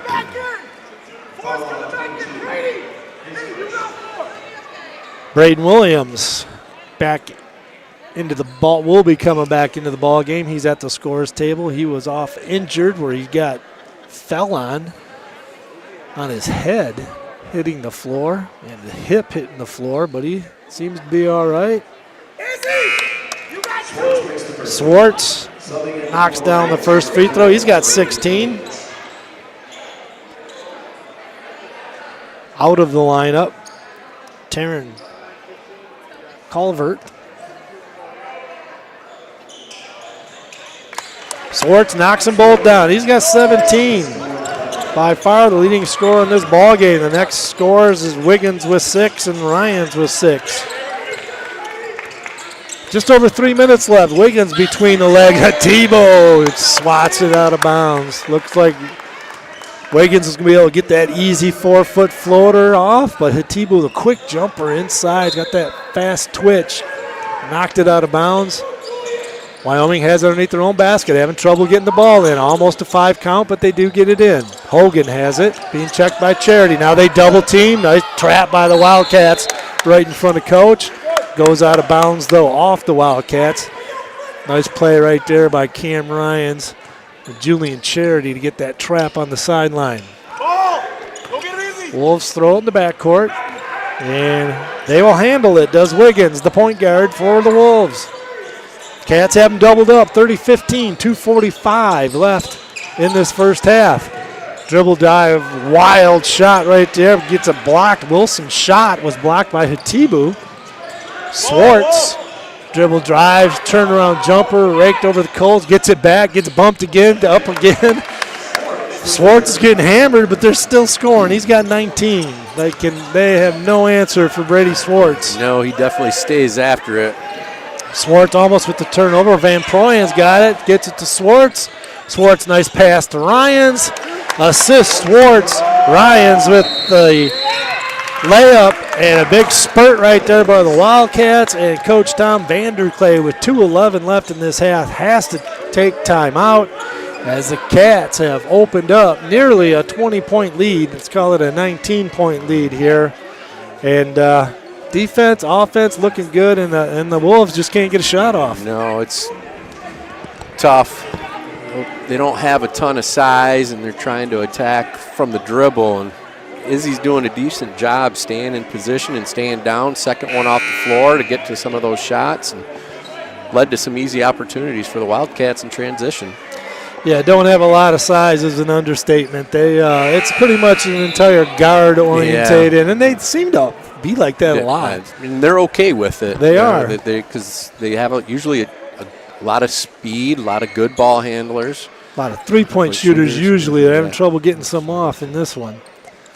But the undersized and a little overwhelmed now defensively by the Wildcats. And the way the game's being officiated, it kind of letting them go. That plays into the more physical team's hands. And so it just makes it more difficult for the Wolves to get some shots off. Almost a turnover by Wyoming. Goes out of bounds. Cats will have it. Student section sitting down. They're pretty comfortable in this game. They're usually standing. All the way to Bucket, scores it as Charity fouls him as Jack Hogan gets the layup to go. And he'll get rewarded with that dribble drive. Bucket goes. He'll go to the free throw line, looking for his 6th point of the ball game, which would tie the leading scorer for Wyoming, as Avante Wiggins has 6. Hogan looking for 6. Got it. Good free throw shooter, Jack Hogan, the senior, lefty. Big 2 minutes here, both sides. See if the Cats can stretch the 16-point lead or if the Wolves can somehow cut it into single figures, the deficit. Ryans has the basketball.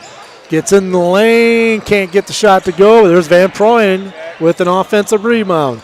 Swartz now, 15-foot, no good. Hatibo. Cats are killing them on the boards, which they probably should be. Good. Kind of surprised the defense philosophy that Coach Vanderklee is going with right now. I wouldn't say we're a strong outside shooting team. Anthony and Brady are probably the best, and putting us in position where we're getting a lot of drives to the basket, which forces rotation, which opens up the offensive glass, and that'd be an advantage for the Wildcats. And they're exploiting it. Hatibu knocks down the first free throw. About a 50% free throw shooter on the year is Hatibu. Oh, check that. He's up towards 60% now. Hatibu knocks them both down for the Wildcats. Got a whistle away from the ball. That foul's going to be called on Charity. Julian Charity. Going to the free throw line, especially you don't want to foul this shooter. Jack Hogan, 4 of 4 at the line. So you're going to know that as a player, make him earn it somewhere else, but he's not going back to the free throw line. Nothing but net for Hogan. He's got 7. Leading scorer for the Wolves. Minute 32 left in this one.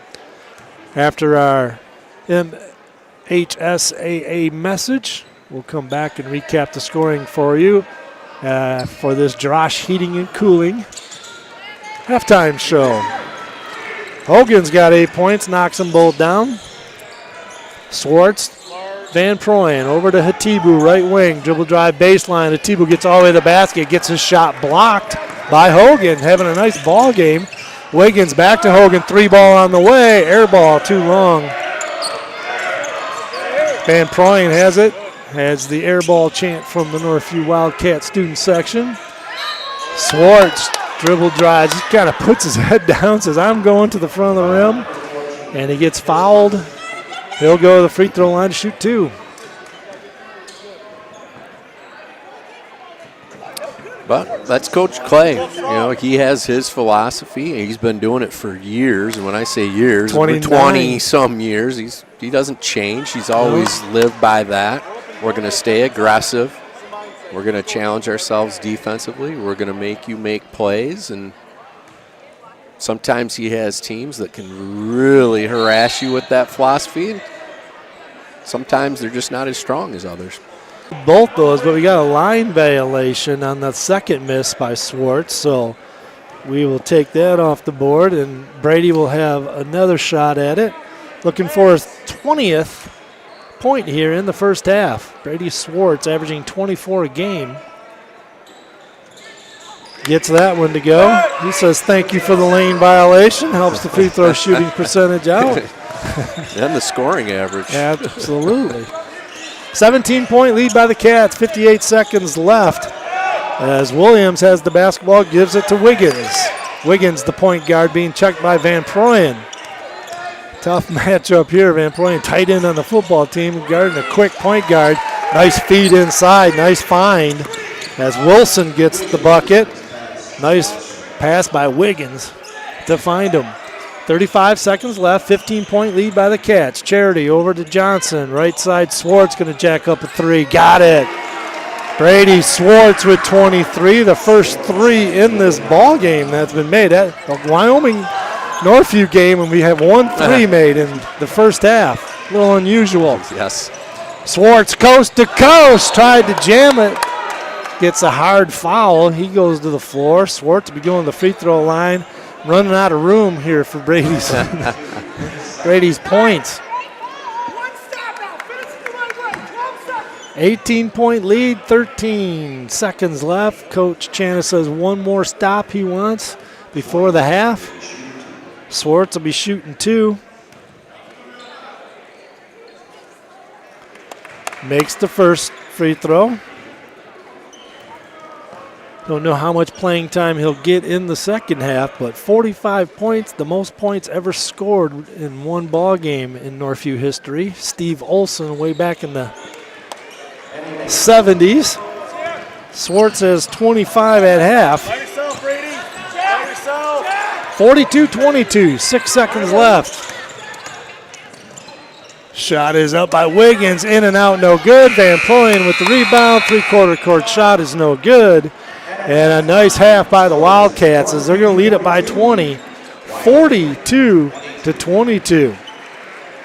Come on back to the Drosh Heating and Cooling halftime report. We'll recap that first half for you. Get my color analyst ideas about what he thought of the first half here right after the MHSAA message. Mike Diebold, Trevor Chalmers on the call. 42-22. Cats lead it by 20 at the half.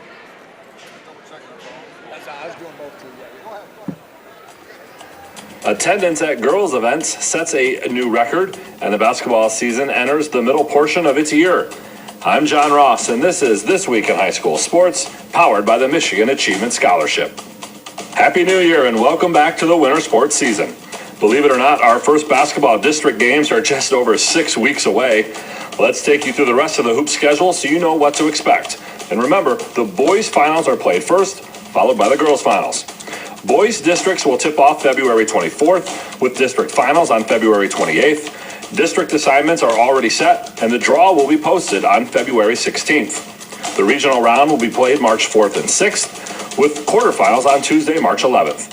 The Breslin Center in East Lansing will once again play host to the semifinal and final rounds. The semis are March 13th and 14th, with the finals on Saturday, March 15th.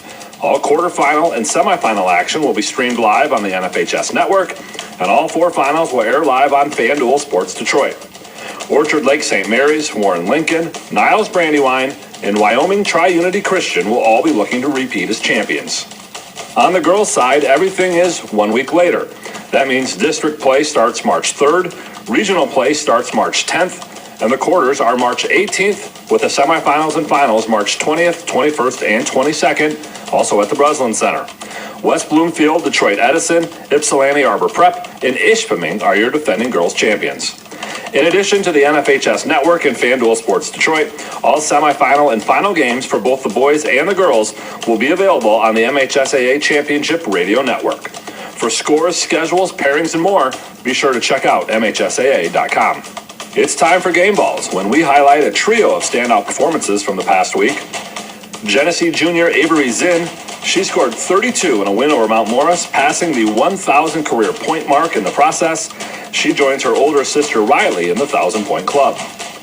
Livonia Stevenson's Owen Hall, he scored a goal in the final after scoring twice in the semifinals in leading Stevenson to a John McInnes Holiday Classic title, their first since 1977. And to the Algonac wrestling team, who won the Macomb County Invitational after 3 straight runner-up finishes. Graduating seniors could qualify for a tuition-free skills certificate or associate degree through the new Community College Guarantee, no matter their GPA or your household income. Or if your child plans to attend a 4-year university or career school, the Michigan Achievement Scholarship Program has them covered. They could get up to $27,500 toward a bachelor's degree or up to $4,000 for career training. Complete the FAFSA to get started at mi.gov/achievement.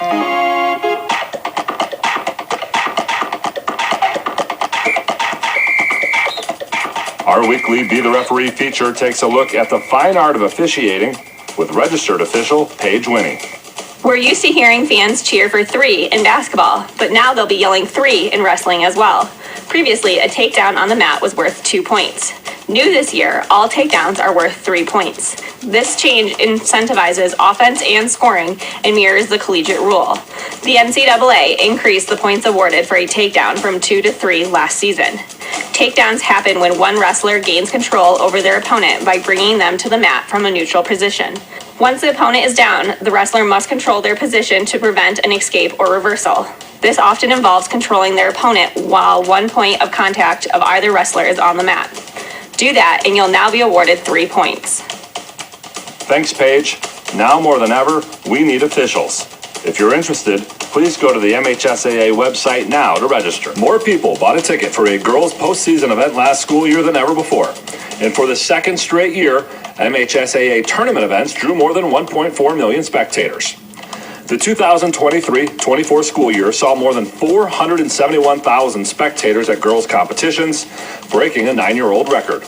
And the nearly 1.5 million total is the second highest in the last 7 years, down just 0.5% from the 2022-23 school year. On a per-sport basis, softball and track and field saw record turnouts. Girls basketball was up for a 3rd straight year. Individual wrestling, competitive cheer, girls and boys lacrosse, and boys swimming and diving all saw increases as well. Football remains the most attended tournament, with just over 363,000 tickets sold last school year. For more, please check out MHSAA.com. You've been listening to This Week in High School Sports, powered by the Michigan Achievement Scholarship, a production of the MHSAA Network. Thanks for joining us. I'm John Ross, and we'll be back next week. The Wildcats with a very good first half as they lead at 42-22, big 20-point lead at halftime. They led at 18-10 after the first quarter, led by 8, and then outscored them in that second quarter 24-12 to take a 42-22 lead. Cats looking for the sweep here as the freshman team beat Wyoming pretty big. I think it was a 25-point win for the freshman team. I think the freshman team's 7-2 this year.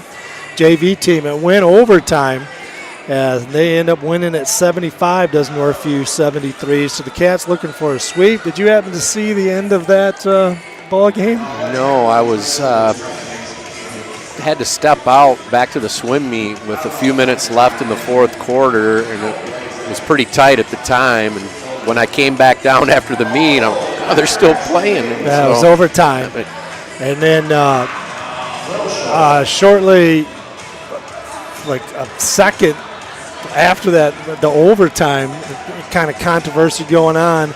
And at the end of the game, kids were going kind of through the lines, and there's a shoving match. We had parents coming onto the court. Yes. It was a melee. Quickly got under control, but it was had a little Ohio State-Michigan game going on at the end of that one. But cooler heads finally prevailed and end up JV winning it in overtime, 75-73. In this one, the Cats are leading at 42-22. Individual scoring for the Wyoming Wolves, who are 5-4 on the season. We have Braden Williams with 4 points, Avante Wiggins with 6 points, Tayshawn Wilson with 2, Julian Toscano with 2, and the high point man for the Wyoming Wolves on almost all free throws. He's got 1 field goal, the rest free throws. Jack Hogan, the senior, has 8 points leading the way for the Wyoming Wolves. For the Northview Wildcats, Cam Ryans has 8 first-half points. Jack Van Proyen with 2. Jake Johnson with 2. Anthony Willis has 2 free throws for 2 points. Izzy Atibu has 3 of 4 at the line for 3 points. High point man for the ball game, high point man for Northview, Brady Swartz, 25 first-half points. And it'll be interesting to see how much playing time he gets. You know, does he leave him out there? I mentioned 45 points is the most points scored. Not in this gym. At the other gym across the way, the Snake Pit. The Snake Pit. As Steve Olson hit 45 before the three-point arc. That's just in amazing. The mid-70s. That's filling it up. Yes, it is. How close was Dan Olson to? He was up there too, wasn't he? He has the scoring season. Okay. 21-9. Steve Olson has the one game, 45 points. Yeah, Dan Olson, 21.9, and Kyler Vanderjack, 21.9, have the same for the most season scoring. You're, what, 5th, I think? I know, I keep dropping. Got to get in there and polish off that pencil eraser, make that a different number up there. Go back to school. You had any eligibility left? I don't think I'd make it up and down the court. So we'll see what happens here. We got a minute left here at halftime as AD Pat Marsman playing security guard out here. He's got things under control. Yeah, it's definitely a game that kind of plays into a player like Brady Swartz's hands. You know, probably one of the taller guys on the court, very athletic. So he's gotten a lot of defensive rebounds and steals that lead to one-man fast break for him. Like you said, just kind of putting his head down and attacking. And the way Wyoming's playing that perimeter, they're putting the pressure on the ball handler to make a play. And so our guys are getting downhill. And with our size advantage, we get to clean up the glass too. So he's had a lot of opportunities. And like you said, it was strange to only have, what did you say, 1-3 in that half for our Northview Wyoming game? That's not common. There's usually like 13 threes at halftime being made. Yeah, a little different. Brady is tough to, he's got that size 6'7". He's got good enough handles where he can handle the basketball and kind of get where he wants to. And he just elevates over people and hopefully gets fouled, gets to the free throw line. If he gets the blow by and there's no help side, he'll dunk it on you. And it's those situations he's still got to play with his head up a little bit because he can get into some traffic situations where this team he could score over the top of them. Wolves will have the basketball first. They inbound it. Wiggins now has the basketball. Gets it over to Wilson. Wilson's going to turn it over. Swartz with the steal. Open court. Got a 2-on-2. And there's Swartz getting all the way to the basket. Scores it. And he just elevates over the much smaller Braden Williams. And just what we were talking about. Open court. Rise above. Score Finish. it. 27 for Swartz, going back to the free throw line where he's been living all ball game. And the smaller Wolves have no answer for Brady Swartz. Foul's going to be on Tayshawn Wilson.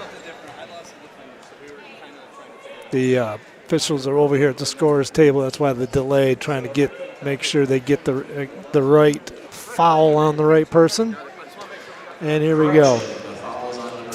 And we put the ball back in play here. Well, Coach Clay wants to. Now they got the wrong guy. The official did come over and said he forgot who the foul was on, so he's coming over trying to. We got 2 and 22, both near the play. And with the game a blowout here, we'll see who. Just give it to the guy that has the least number of fouls. Exactly. Move on. Cats have them doubled up, 44-22, still delayed, but here we go. Now the ball's in play here as Swartz will one free throw, yes, because the bucket was made. We'll speed him along here. Got the free throw, 28 points. Brady Swartz, 36 is his career high. Just had it against Ferndale a couple weeks ago. Almost a steal by Hatibu.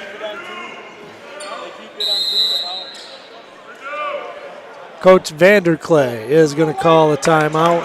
45-22, Cats with a 23-point lead, just starting the second half. We'll be right back.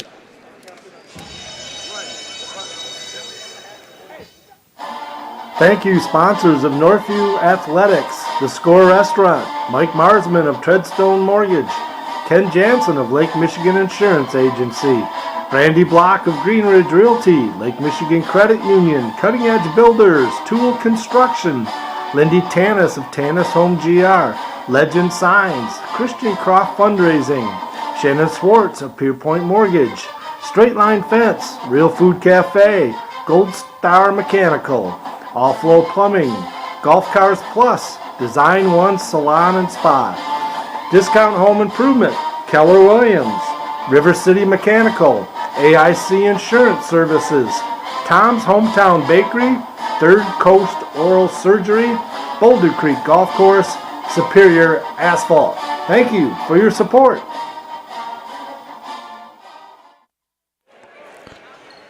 Coach Clay, they're done with their timeout. Kind of, as a coach, you just have a head scratcher. You know, what can you do? Just outmanned here in this ball game. Having trouble checking Brady Swartz this evening. They get it inside. Nice offensive output. They get the ball 2 feet from the basket. Drawn up beautifully by Coach Vanderclay. They get it 2 feet from the basket, and Lewis loses it through his hands out of bounds. Kind of an unforced error. Looked like they were going to get a good look inside. They did a good job. Wilson's going to slam it home going the other way on the turnover by Northview. And Coach Chana did not like that. We better go to a timeout here. We're going to be here, Coach. We'll be right back. Check out New Beginnings Restaurant, located at 5200 Northland Drive.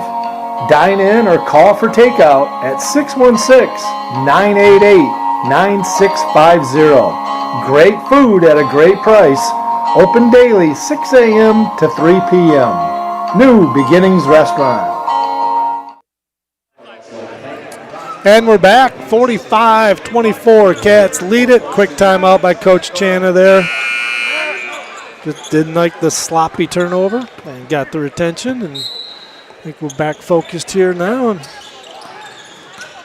Cats will have it. They get the ball to Anthony Willis. Johnson into the ball game for the Wildcats. Willis trying to take him off the dribble. Gets to the basket. It's going to get fouled. That foul is going to be on Avante Wiggins, the point guard for the Wolves.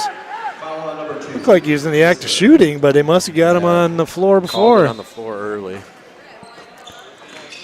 Hatibu tries to get another turnover. That's not going to make Coach happy. That was the whole point of his timeout. Hatibu does stop the layup, making him earn it at the free throw line, but he's going to get the foul.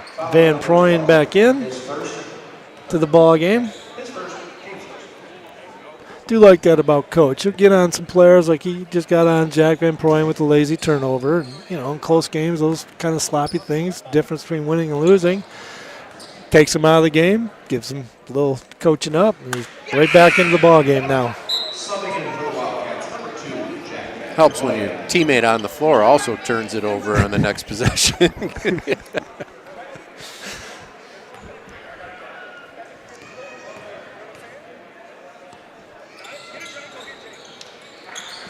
Got the free throw, Warren Williams. He coaches them hard, and it's, you know, that's rare sometime in these days to really challenge your players. And he does, but he also, after he did that, he went up and had his arms around him. Exactly. You know, coach him hard and love him up. Not criticizing the performer, just the performance. Yeah, well said. Look at you. Got some time. I don't remember you saying that No, when you were coaching. Not when I was 27 years old. I didn't have that philosophy. Ball's out of bounds. The Wolves will have it on the turnover by the Wildcats.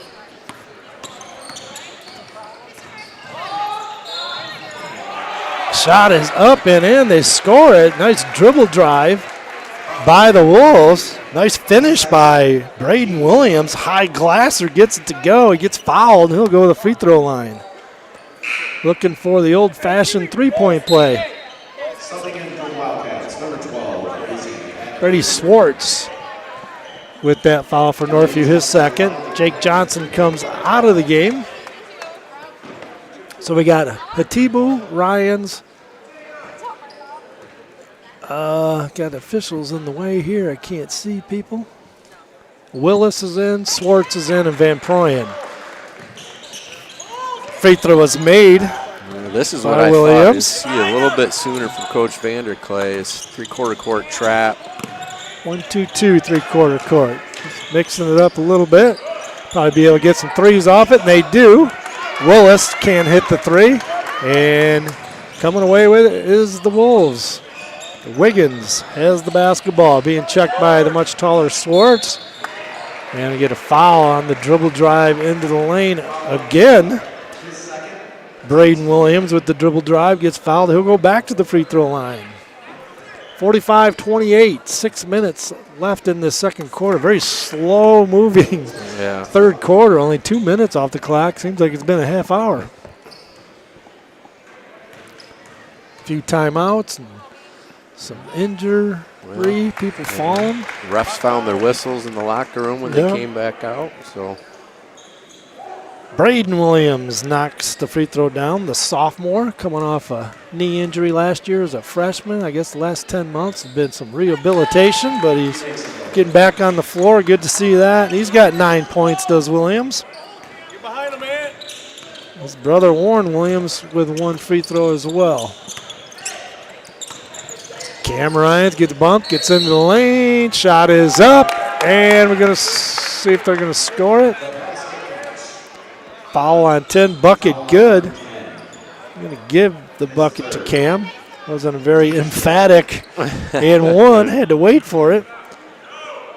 Gets the bucket to go for Cam. He's got 10 points. Hits the free throw. Cam with 11 now. Cats up 18, 5:50 left in the third quarter. Hatibu gonna get a travel call. Nice job by Hatibu helping out. Ryan's got picked. Hatibu switches off, moves his feet, and the turnover by Wiggins. Good call by the official. Nice defense by the Wildcats. Good help side D. 48-30. 5:33. Ryans gets into the lane, double teamed. Willis, kind of a flat three, but he goes in. Anthony Willis knocks it down. They doubled Cam on that drive, but I don't think I would double from Willis. He's one of our better three-point shooters. I like the concept.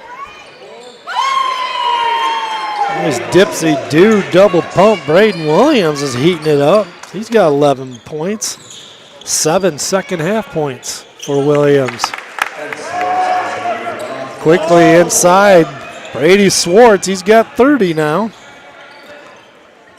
Inside, 2-footer. Easy one for Swartz. His third 30-point game of the year already. Shot is up from deep, no good by Williams, but an offensive rebound inside, getting a second possession. Warren Williams got his brother Braden's missed 3 rebound. And the foul is going to be on Van Proyen. 21-point lead by the Cats to the free throw line. Warren Williams, the lefty,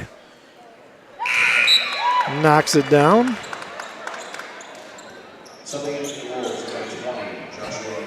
Coming out of the ball game for the Wolves, Tayshawn Wilson. Into the game. Guy Vera missed free throw by Williams. 20-point lead by the Cats. 4:35 left in the third quarter. Swartz all the way to the basket, gets double teamed, doubly fouled, kisses it off the glass. It goes. He's got 32. He's at the free throw line, looking for the and one. He has games where he's just a scoring machine. Teams that have trouble keeping him out of the lane, he just has the handles enough and the size enough to get wherever he wants to in a lot of the games. Missed free throw. by Swartz. 4:25 left in the third quarter. Wiggins will back it out, gets it inside. Nice assist and nice find in there. Lewis gets his first 2 points, the junior for the Wolves. Wyoming, a little bit better action against that high ball screen. They know Northview's going to trap hard. They're quick slipping that right down the middle. Nice take right there by Anthony Willis, the sophomore point guard for Northview. Got all the way in, broke him down off the dribble, got all the way to the basket, and nothing to do for Lewis but foul him, his third foul. Anthony Willis to the line. It's going to be a long quarter. 4 minutes. We got a tight whistle, everyone's driving, and a lot of fouls. Yep. It's already a long quarter. Good grief, this 4 minutes is taking 4 hours. Anthony Willis, 80% free throw shooter, gets 1 of 2 at the line. He's got 6 points on the evening. Had 19 the other night, his career high. A couple weeks ago when he scored that 19 points. I think it was against Muskegon Mona Shores, if I'm not mistaken. He scored 19. Speaking of Willis, just got the steal. Too far for Hatibu, who was looking for the dunk, but Hatibu saves it. Back to Willis. Van Proyen with the tip, can't get it to go. 3 opportunities for the Cats. Nothing there, and quickly the other way, scoring at Warren Williams. Nice left-handed finish. Nice pass, three-quarter court pass on the dime. It was tough pass, tough catch, tough finish. Nice play by the Wolves. Here comes Cam Ryans in the lane, can't get it to go. Was challenged by the rim. Quickly all the way, untouched. Warren Williams, quick little spurt right here for the Wolves. Cut it back to 17-point lead. 3 minutes left in the third quarter. Swartz, high pick and roll, Van Proyen. He fakes one way, goes baseline and scores it. 34 points for Brady Swartz. Northview calls a quick timeout. Had a chat with Coach Chana about his defensive timeouts that he calls. And I'm thinking a lot of times Northview, we get some momentum going, they'll hit a big three, they have a little run going, they'll call timeout, and well, why you do that? I say to him, crowd's getting into the game, and usually it's, setting up a defense. But because he does not play a lot of players in his history, he plays like 7 guys. You're right. And he does it for rest. He knows when his kids are getting tired, and he will say, hey, I want some defense here. Give him a little breather here. He's going to come back, so it's about defense. And then he's going to get him another timeout here. And he kind of uses his timeouts, not X's and O's timeouts. It's about he knows when his guys are tired, and they're going to D it up after a little rest. Yep. It's always one where it's glad that you asked that question, because that's kind of crossed my mind a couple times, because you think offensively a lot of times. You want the momentum, the crowd into it. Let's not take that away from ourselves. But you're right. He's got a short bench. Yep. So when you're playing 6-7 guys and you're asking him to play as hard as he does, they need it. And a lot of other coaches, different ways of doing things, would sub people in when people are getting tired. You play 8-9 guys, and but he has his way of doing it. Seems to be working for him. He's got the second most wins. He's got some nice athletes out on the floor for him too. As driving to the basket and getting fouled, Jack Hogan living at the free throw line. He'll back to the free throw line now. Anthony's fourth.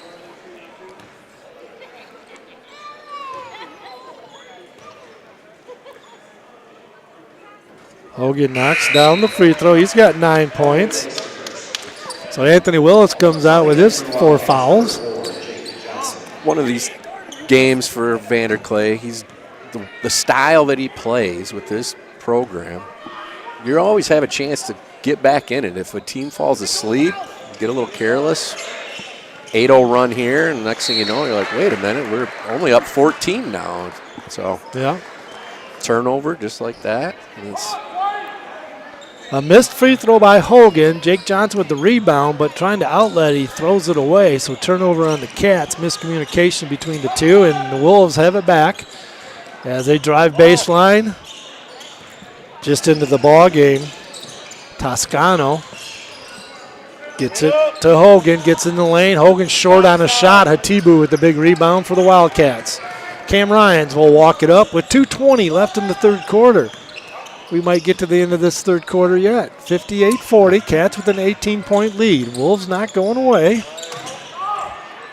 Van Proyen kind of more concerned about getting his shot blocked on the shot fake, and then went up, didn't even draw iron from 2 feet. There's a 3-ball on the way and scores it. Calvert knocks down a big 3. Got a little run here by the Wolves. They've cut it to 15, closest they've been in a long time.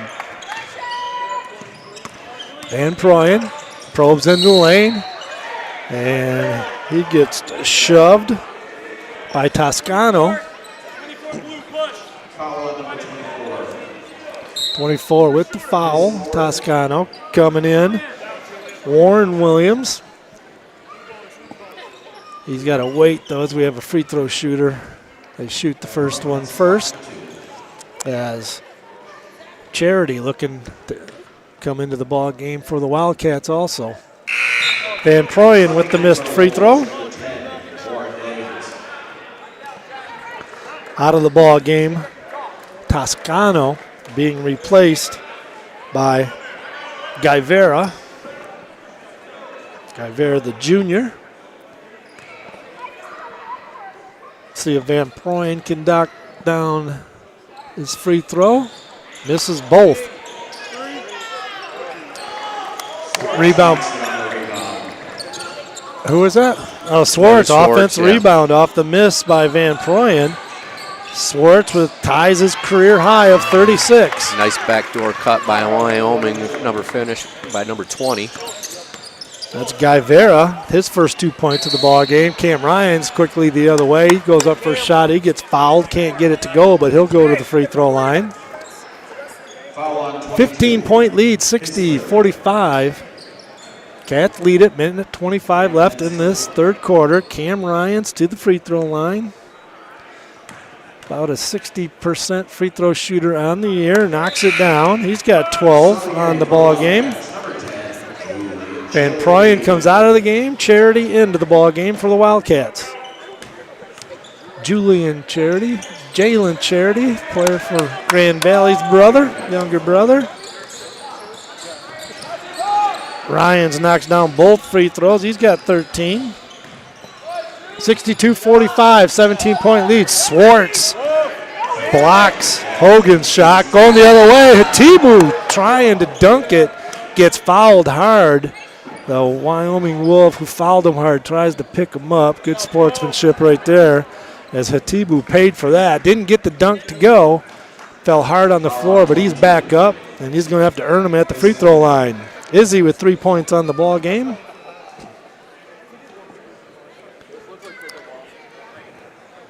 .56% free throw shooter on the year is Hizzy. That's where Wyoming's depth might come into play a little bit in the fourth quarter. They don't know how many fouls some of their key players have, but I feel like they're all spread out. Izzy was 3 of 4 at the line until he missed that one this evening. All his 3 points have been at the line. Tyrus Thomas into the ball game for Jake Johnson. Cats lead it by 17, minute 10 left in the very long third quarter.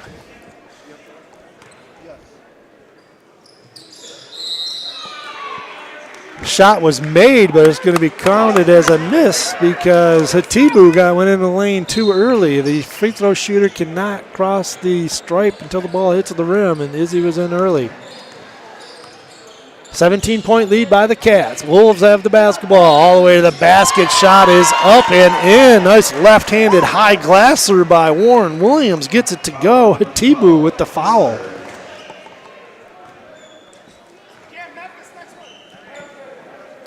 Warren Williams to the free throw line, looking for the and one for Hatibu. That's his third foul. Both teams with 5 fouls in this third quarter. Williams knocks down the free throw. He's got 9 points. They're just not going away. 14-point lead, closest they've been in a while. Cam Ryans gets the ball knocked away as Warren Williams rakes him over the arm as Cam going up for the layup. He's going to have to earn it at the line where he was just there. He's hit his last 3 free throws in a row in this ball game. 5 of 7 at the line tonight is Cam. Knocks it down. He's got 14. Swartz with 36. Cam Ryans with 14 leads the Wildcats. Braden Williams with 11 and Warren Williams with 9 lead the Wolves. Missed free throw by Ryans. 15-point lead. Ryans with the defense. Shot up over him. Williams couldn't get it to go, but they do get an offensive rebound. They back it back out. Avante Wiggins, he'll jack a 3 on you if you're not up on him, but Cam is up on him. They get the ball inside, kick back out. Dribble drive by Culvert. Culvert, baseline drive as Culvert found Braden Williams. Reverse layup goes. 63-50. Swartz, 3-ball right baseline, got it. Brady Swartz, 39. And Steve Olson's single game scoring thing is in jeopardy here. 39 for Swartz. Especially now that the game is tight. There's no reason for him to come out. So 6 more points, he will tie him. Steve Olson in the late 70s. Dan Olson's older brother. Could get interesting, though. Brady just picked up his 3rd on that drive. Missed free throw by Braden Williams off that 3rd foul on Swartz. Coach has also been known to play his prime players in foul trouble. He doesn't take them out a lot. Shot is in by Williams. He's got 14. 15-point lead by the Cats. Cam banks it, 3-ball. Cam Ryans double clutches a 3 with a lot of hand in his face. Good defense. Didn't get the foul. Could have been some contact. Banks it off the glass and it goes in. And the Cats are going to take a 69-51 lead, a big 18-point lead. But Wyoming outscored them in that 3rd quarter. We'll be right back. For all your home improvement services, check out Northview Grad's Greg and Darcy Tool at toolconstruction.com or their Tool Construction Facebook page. You can call them at 616-443-2284. Greg is a licensed and insured builder and has owned the business for 15 years. Call them today for a free estimate. And we are back, 69-51, 18-point lead by the Cats. Your thoughts, Coach Chalmers? Well, as soon as we started talking about not a lot of threes in this game, 3-pointers did come into play huge in that 3rd quarter with Cam finding Anthony Willis for one when they left Anthony open on a double. That one Brady just hit in the corner after a bucket from Wyoming was huge, and then for Cam to finish the quarter one at the butters there. That's 9 points off of threes that we hadn't seen earlier in the game. And Anthony Willis has hit a 3 in this ball game.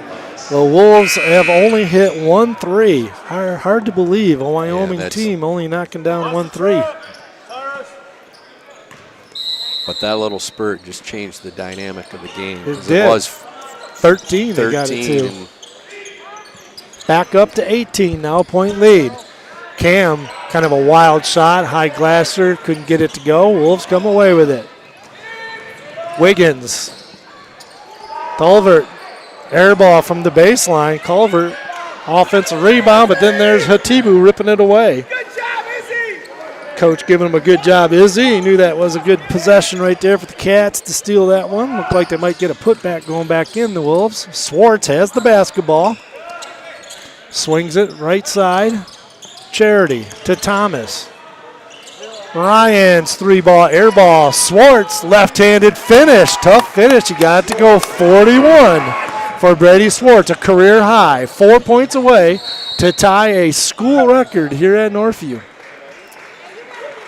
I'm not a gambling man, but if I was. I take Swartz.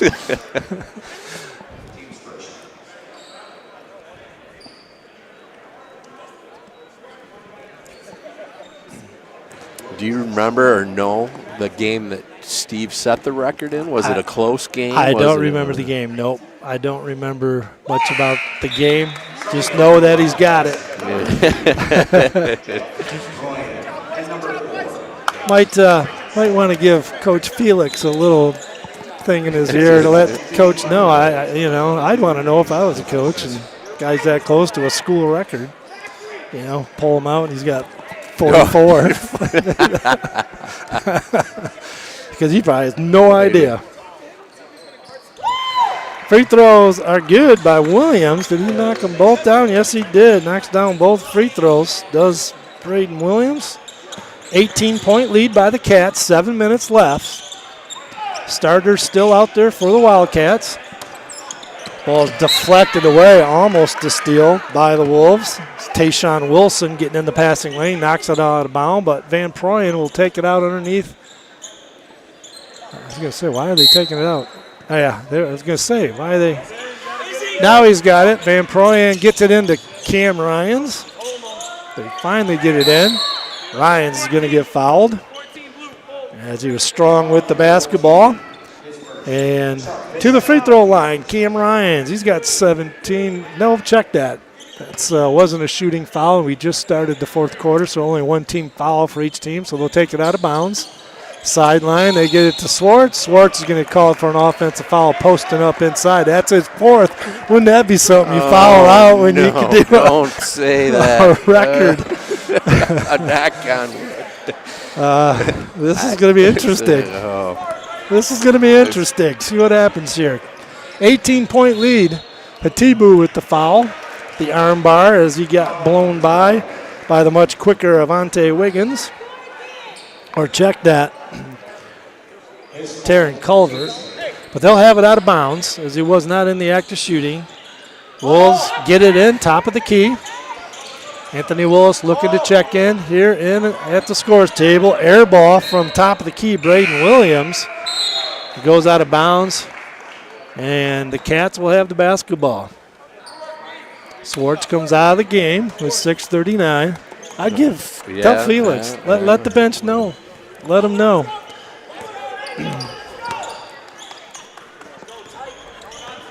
$6:30 left. He knows? Oh, okay. All right. There you go.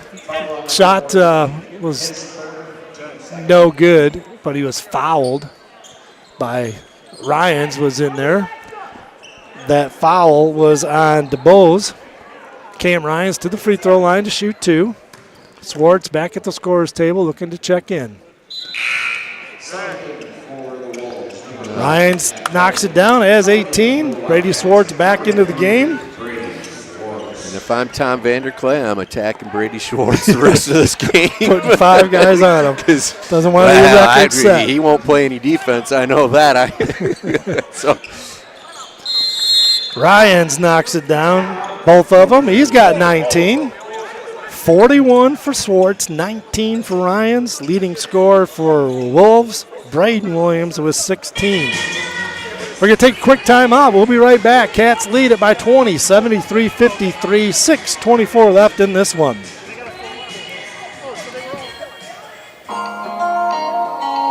Check out New Beginnings Restaurant, located at 5200 Northland Drive. Dine in or call for takeout at 616-988-9650. Great food at a great price. Open daily 6 a.m. to 3 p.m. New Beginnings Restaurant. 73-53, Cats up 20. Brady Swartz 4 points away from tying a school record for single game points. 45 by Steve Olson. Brady Swartz right now ahead in scoring average. 21.9 is held by Dan Olson and Kyler Vanderjack, 21.9. And now he's probably Brady's averaging about 25 a game. That could go down by the end of the season. A lot of season to go here, so you never know, but he's on track. It'd be historic scoring from Brady Swartz. Williams with the basketball, gets all the way to the basket, can't get it to go. Check that, that was Wiggins on that dribble drive in the lane, under a lot of pressure. Thomas almost throws it away. It's knocked out of bounds by the Wolves' Wilson. Ball's on the sideline out. Northview will have it. Starters other than Tyrus Thomas still in the ball game. Thomas is in for Van Proyen. Otherwise, the other 4 starters still out there for the Wildcats. Swartz looking to eye up a 3, dribble drive baseline, and they're going to get a foul on number 11, Jack Hogan for Wyoming, trying to check Swartz. It was on the ground, though, not in the act of shooting. Third, both teams with 3 fouls now. 5:59 left. There's Swartz, 2-footer, got it, and he's fouled. Nice out-of-bounds play, a little breakdown by the Wolves, too easy. Swartz gets an easy 2-footer, gets fouled, got 43.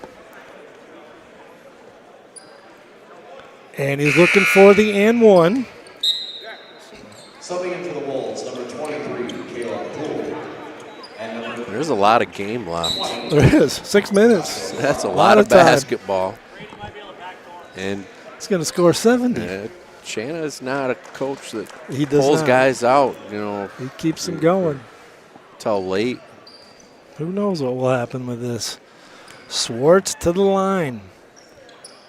Got it. Nothing but net. 44. 1 away from tying. A bucket will break it. We're going to see some Ole defense out of Brady Swartz probably as well. Cherry pick. Cherry pick. I won't put myself in position to get a foul. I know that. Fonte Wiggins gets to the basket, gets fouled. Shot does not go in, but he'll go to the free throw line to shoot 2. It's Anthony's 5th, so Anthony Willis for the night is just fouled out. Thomas and Jake Johnson into the ball game. Wiggins has 5 made free throws in this game, along with 1 field goal. He's got 7 points. Their leading scorer. They've held him way under his scoring average. He's got 8 points. 76-55, 21-point lead, 5:40 left. Cats have the basketball, and a record could be broken. There he is, Swartz. Brady Swartz just has a school record, 46 points, breaking Steve Olson's 1970-something record that has been here for nearly 50-year-old record broken here tonight. Crazy. Brady Swartz with 46.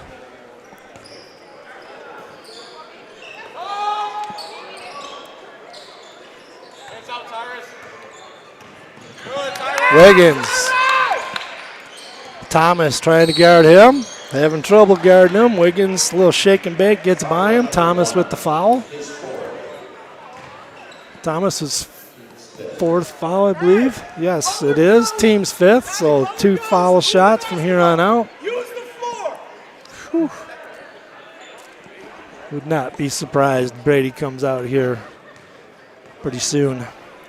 Get the ovation. I don't know if they announce it or over the... I know the bench knows. We know the AD knows, the bench knows, coach knows. What a performance, 46. Shots in and out by Wiggins.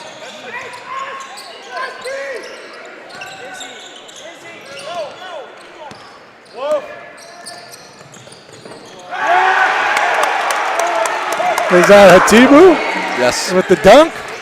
Hatibu with the dunk. I didn't see the assist. I was looking up at the scoreboard. Assist by Cam. 80-56. There's Wiggins, shakes and bakes. Gets by Hatibu. Wiggins with 13 points. He's getting it going here in the second half.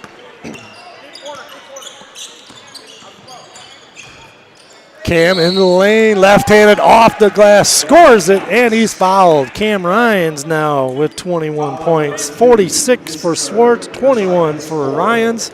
Ryans to the free throw line, looking for the and one.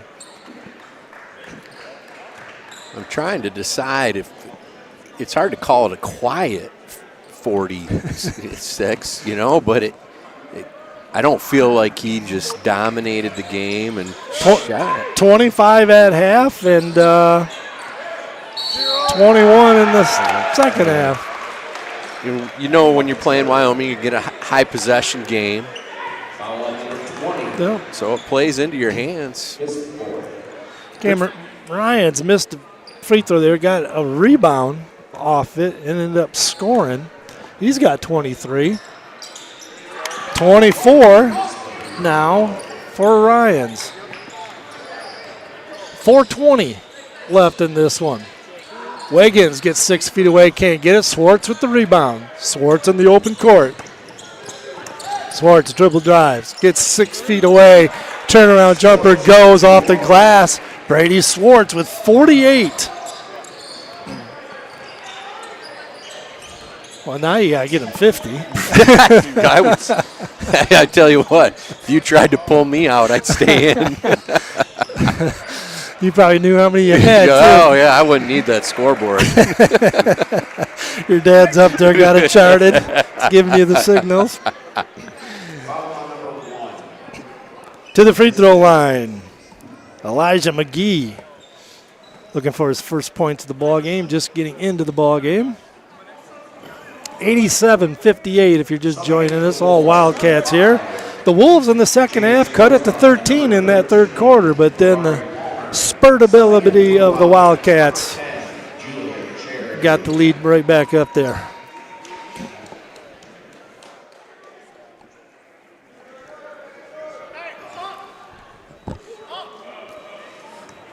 Elijah McGee, the junior left-hander, gets it to go. His first points of the ball game. He just got into the game. 87-59. 3:50 left in this one. I don't know personnel-wise. It looks like Coach Vanderklay is emptied the bench. Yeah, going a little bit deeper, that's for sure. Some new faces on the floor in front of me. McGee got both free throws, 87-60. 27-point lead. Swartz gets 2 feet from the basket, scores it again. There's the big 5-0. 50 points by Brady Swartz. And the team's coming out, giving him some chest bumps. And here it comes over the PA. Has set the school record for most points in a game. Tell them how many. 50. We'll tell them. The big 5-0. What number are you? Number 23. Yep, I got you. He said he has one timeout left. He just used his full. He just used his full. Okay, thank you. I just wanted to double check. So they just announced it to the crowd. It's got the ovation. 50 big ones. That's a season for people. For sure. Wow, that's quite a game. I don't care. It's going to be like a pitcher's going to get some ice for his arm.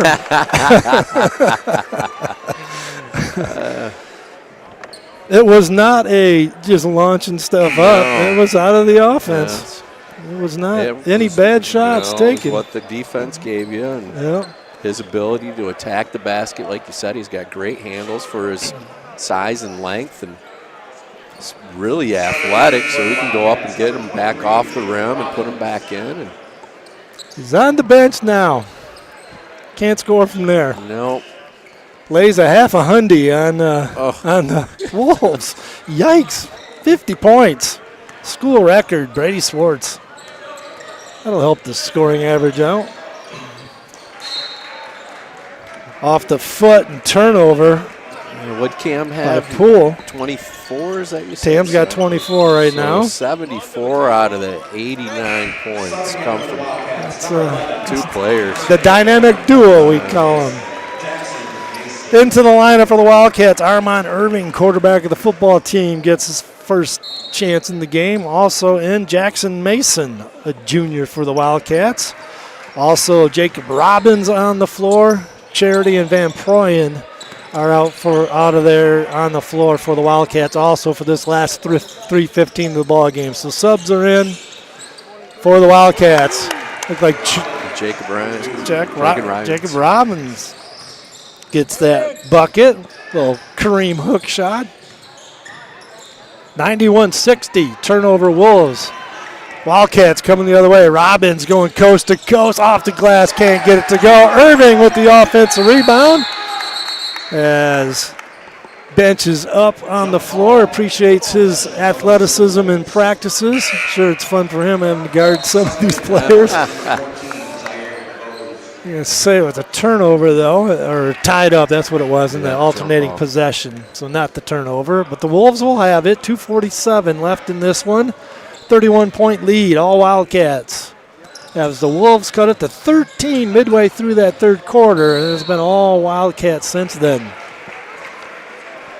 Another foul on the Cats is Caleb Poole, the junior, breaks him down. Fourth for Charity. Julian Charity getting his money's worth here for the minutes played. He's got 4 fouls. Poole with the miss.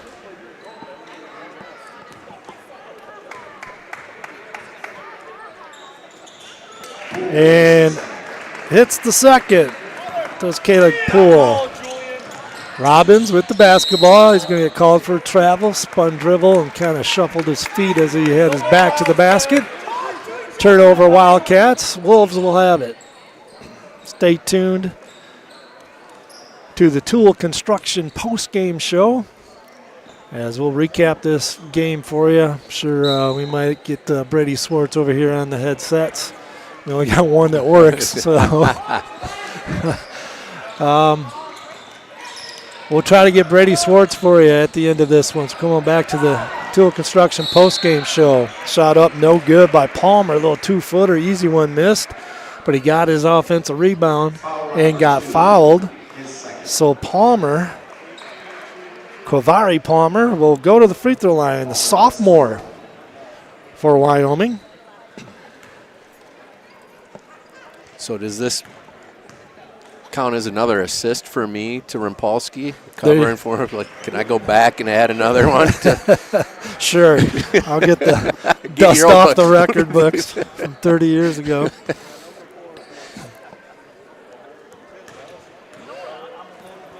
He was looking forward to it. I bet. He didn't wimp out. He couldn't make it. He had a legit reason. Missed free throw and then gets it back. And then they're going to score it. Poole got the missed free throw. And now he gets the dribble drive into the lane. Scores it. His third point of the game. And that's a night for Julian Charity. That's his fifth. Julian fouls out. Jake Johnson back into the ball game for the Cats. 2:15 left in this one. Poole to the free throw line. Short, no good. Cats can't come away with it. Offensive rebound, put back. Little left-handed hook by DeBose got it to go. His first 2 points of the game. 2 minutes left in this one. Robbins will play the point for the Cats. Van Proyen still out there for the Wildcats. Almost threw it away. Jake Johnson runs it down. Robbins left baseline, gets his shot blocked, is way up in the air. Palmer says, no, get it out of here. And they come the other way. Quickly the other way comes the Wolves, and Poole knocks it down. He's got 5. Robbins settle things down for the Wildcats. Minute 25 left. Inside. Swinging around now, top of the key. Robbins going to get called for the travel after good ball movement from the Wildcats. As Irving Swung it around to Mason. Mason finds Robbins. Robbins dribble penetrates, but gets called for the travel as he shuffled his feet before he put the ball down on the floor. 3 ball up and over the backboard. No good by McGee. And Van Pryen will take it out for the Wildcats. Just over a minute left in this one. 91-67, all Wildcats. Van Pryen. Reverse layup, Jake Johnson. A little fancy reverse layup. Scores it. And quick the other way. Got a little scoring spurt right here by Poole, the junior. He's got 7 points, all in the second half. The junior for Wyoming's not giving up. Got a little flurry of points right there for Poole. Robbins gets in the lane, kicks back out. Quarterback of the football team, Irving. A very good year for the football team this year, conference champs. Van Pryen with 20 seconds left, just trying to hang on to it, but they're getting pressured, so they got to force play. A lot of teams will back off and they'll just run it out, but if you're getting pressured, you got to. Van Pryen still with the basketball with the dribble drive, trying to just waste the timeout, gets a 5 call. That's why you see sometimes players will take off. I'm not getting a turnover. So he's trying to be, the nice, not running the score up, running the clock out, but they're still pressuring. So turnover, and the Wolves can't get the shot off, and that's going to be the final score here. Northview 93, Wyoming 69. 24-point victory for the Wildcats. We'll be right back to the postgame show. Hopefully we can get Brady Swartz over here. Set a school record, 50 points. For all your home improvement services, check out Northview Grad's Greg and Darcy Tool at toolconstruction.com or their Tool Construction Facebook page. You can call them at 616-443-2284. Greg is a licensed and insured builder and has owned the business for 15 years. Call them today for a free estimate. Frames Unlimited with many locations. The nearest on Plainfield. Northview grad Kyle Zimdar and longtime Northview supporter Bill Zimdar will provide you with the quality work for all your picture framing needs. Check out their website at framesunlimited.com or call their Grand Rapids North store on Plainfield at 616-364-9529. Frames Unlimited.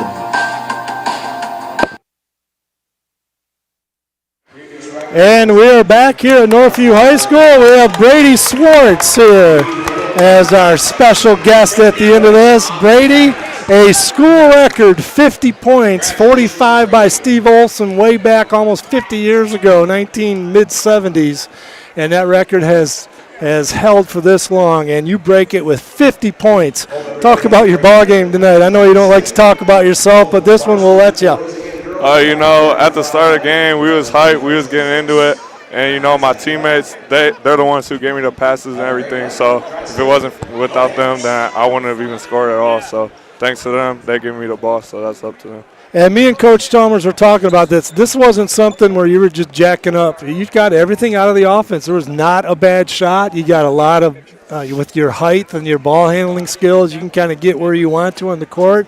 And their lack of size, they just had trouble matching up with you, so you just did what you're supposed to do, get close to the bucket, and you had numerous foot shots, so it's not like you're jacking things up, trying to get as many points as you can. You took what the defense gave you, and what a performance. Talk about your teammates now here, and big win. This is a good basketball team. You guys handled them on your court. Yeah, Cam, that's my brother. I always hang out with him on and off the court. Tyrus, all of them. All my brothers, and we're a family. We're just going to keep going on the next game from here. This game's over now. So, all right, well, congratulations on the school record, and many more points to come this year. But thanks for stopping by. Brady Swartz with 50 on this one, and now we're going to get Coach Channa on the headset here, and then we'll break down the individual scoring for you here in a minute. as they got to pose for some pictures over here. I can't pull rank here. I got the AD pulling rank over here. But they're going to do a couple pictures with him and Coach in the basketball with this 50. Now Coach is done here with his duties, getting pictures taken. But first thing we got to comment on Brady Swartz. What a performance. We were just talking about. He got it out of there was not one bad shot. He took what the defense was giving him. He was getting to the basket, and what a performance! 50 points, the school record. Yeah, that's a crazy number right there. I know. Yeah, proud of the kid. I think it's been fun to watch him. And I think you guys remember his sophomore year. Just watching him, you could see the glimpses of greatness that he had. And, we tell kids all the time about, stories about Brady. His sophomore year, and Coach Chalmers would tell you this too, he couldn't do anything right in practice. I'm not lying. He couldn't tie his shoes right. We were on him about absolutely everything. And to his credit and also his parents' credit, they allowed me to be authentic and really get after him and push him, in the ways that we know how. And they never wavered. They kind of stuck to it, and it's just been a really fun time watching him over the past few years develop into this. So damn proud of him. I tell you what, Western's getting a hell of a player. Now let's talk about the game. The Wolves came back. Wyoming didn't go away. They cut it to 13 there in that third quarter. You guys, led most of the game. You're up, you're up 20, and then all of a sudden they make a little spurt. It got to 13, and then you guys said no more, and then it was all done after that. But that's a good ball club that you guys just pretty much scored 93 on. Yeah, that's a lot of points today. Yeah, that's a tough team. They just played South Christian really tough, and like Coach Chalmers will tell you, those Wyoming teams, you blink and then they got 10 points up really fast. So you got to stay locked in on every possession, and you saw it there. We had 2 or 3 possessions in a row that we just kind of got lazy and didn't really sit down in a stance and keep people in front of us. And you go from 22 to 13, and it's like a half a second right there. Yeah. So it's I'm proud of our guys just to have the maturity to kind of see the thing through. We had a couple kids show up sick today that, I'm sure you could see on the floor. It just didn't feel right, but they battled through it, and I'm really proud of them for that. Well, hopefully they get healthy, and we'll see you Friday night. TK coming in, so we'll see you Friday. Is Coach Chalmers coming? He might. We'll see. Yes. He's got a busy dad schedule going on here now. Oh, geez. All right. I'll see you guys. Thank you, guys. Good job, Coach. Yep, bye. Coach David Channa of the Northview Wildcats, the head coach. His team is still out here. A lot of pictures being taken with Brady Swartz breaking the school record of 50. So individual scoring here first for Wyoming Wolves. We have Taryn Calvert with 3. Avante Wiggins with 13. Elijah McGee with 2. Warren Williams with 9. Jack Hogan with 9. Zaire DeBose with 2. Brad Lewis with 2. Joshua Gavera with 2. Tayshawn Wilson with 4. Gaelic Poole with 7. Julian Toscano with 2. Just about their entire unit scored. High point man for the Wolves, Braden Williams, 16 points, and 12 of those in the second half. For the victorious Northview Wildcats, Jake Robbins with 2. Izzy Hatibu with 5. Anthony Willis with 6. Jake Johnson with 4. Jack Van Proyen with 2. Cam Ryans with 24. High point man for the Wildcats. High point man for the ball game. School record, 50 points by Brady Swartz. What a performance. I'm just so fortunate that I poked my head in and saw no one sitting next to you. Swim meet was done. And I got nothing else to see if I can sit down, watch the game, and then you get to see something like that. And it was, everything just kind of came together. It was your opponent. It's your advantages, but you still have to put the ball in the bucket. That's the bottom line, and he did that. Like you said, all 3 levels. He hit a 3, plenty of mid-range, a lot of finishes around the rim, hit his free throws, and then the pace of the game allows you to get to that position, and he got it done. What a game. What a game for the Wildcats to put up 93 on the Wyoming Wolves. And we'll have a game for you Friday as they play Thornapple Kellogg. And we'll have that for you here on Friday. going to do the girls' game too. Will be the girls' game first. Thank you for your efforts and coming in from the bullpen, and did a good job with no prep or anything. Just walk over and you're ready to roll. Well, appreciate the opportunity you having me here. I always enjoy it. And I'm sure we'll do it again before the year's out. Check your busy schedule. Yeah. All right. Well, with the win, Northview goes to 6-2 on the season. Wyoming goes to 5-5. Wyoming's next game is Friday at Wayland. I'd like to thank our sponsors, always New Beginnings Restaurant, Tool Construction, Jarashi, Littleville TK. A doubleheader, girls games first, the boys to follow. On air at 5:40 p.m. Coach Sarah Snyder interview in our pregame show Friday. Mike Kaputska will be my color analyst for those games. So from Northview High School, it's Mike Diebold. We thank you, and not Ryan Rimpolsky, but it's Trevor Chalmers. We thank you for listening to Northview Basketball on the Northview Wildcats broadcast YouTube channel. Once again, the final score here tonight, Northview 93, Wyoming 69. For everyone listening in, I hope you enjoyed the broadcast. Have a great evening. Stay safe and healthy, and always go Wildcats. An historic night. Brady Swartz, 50 points, school record. We'll see you Friday.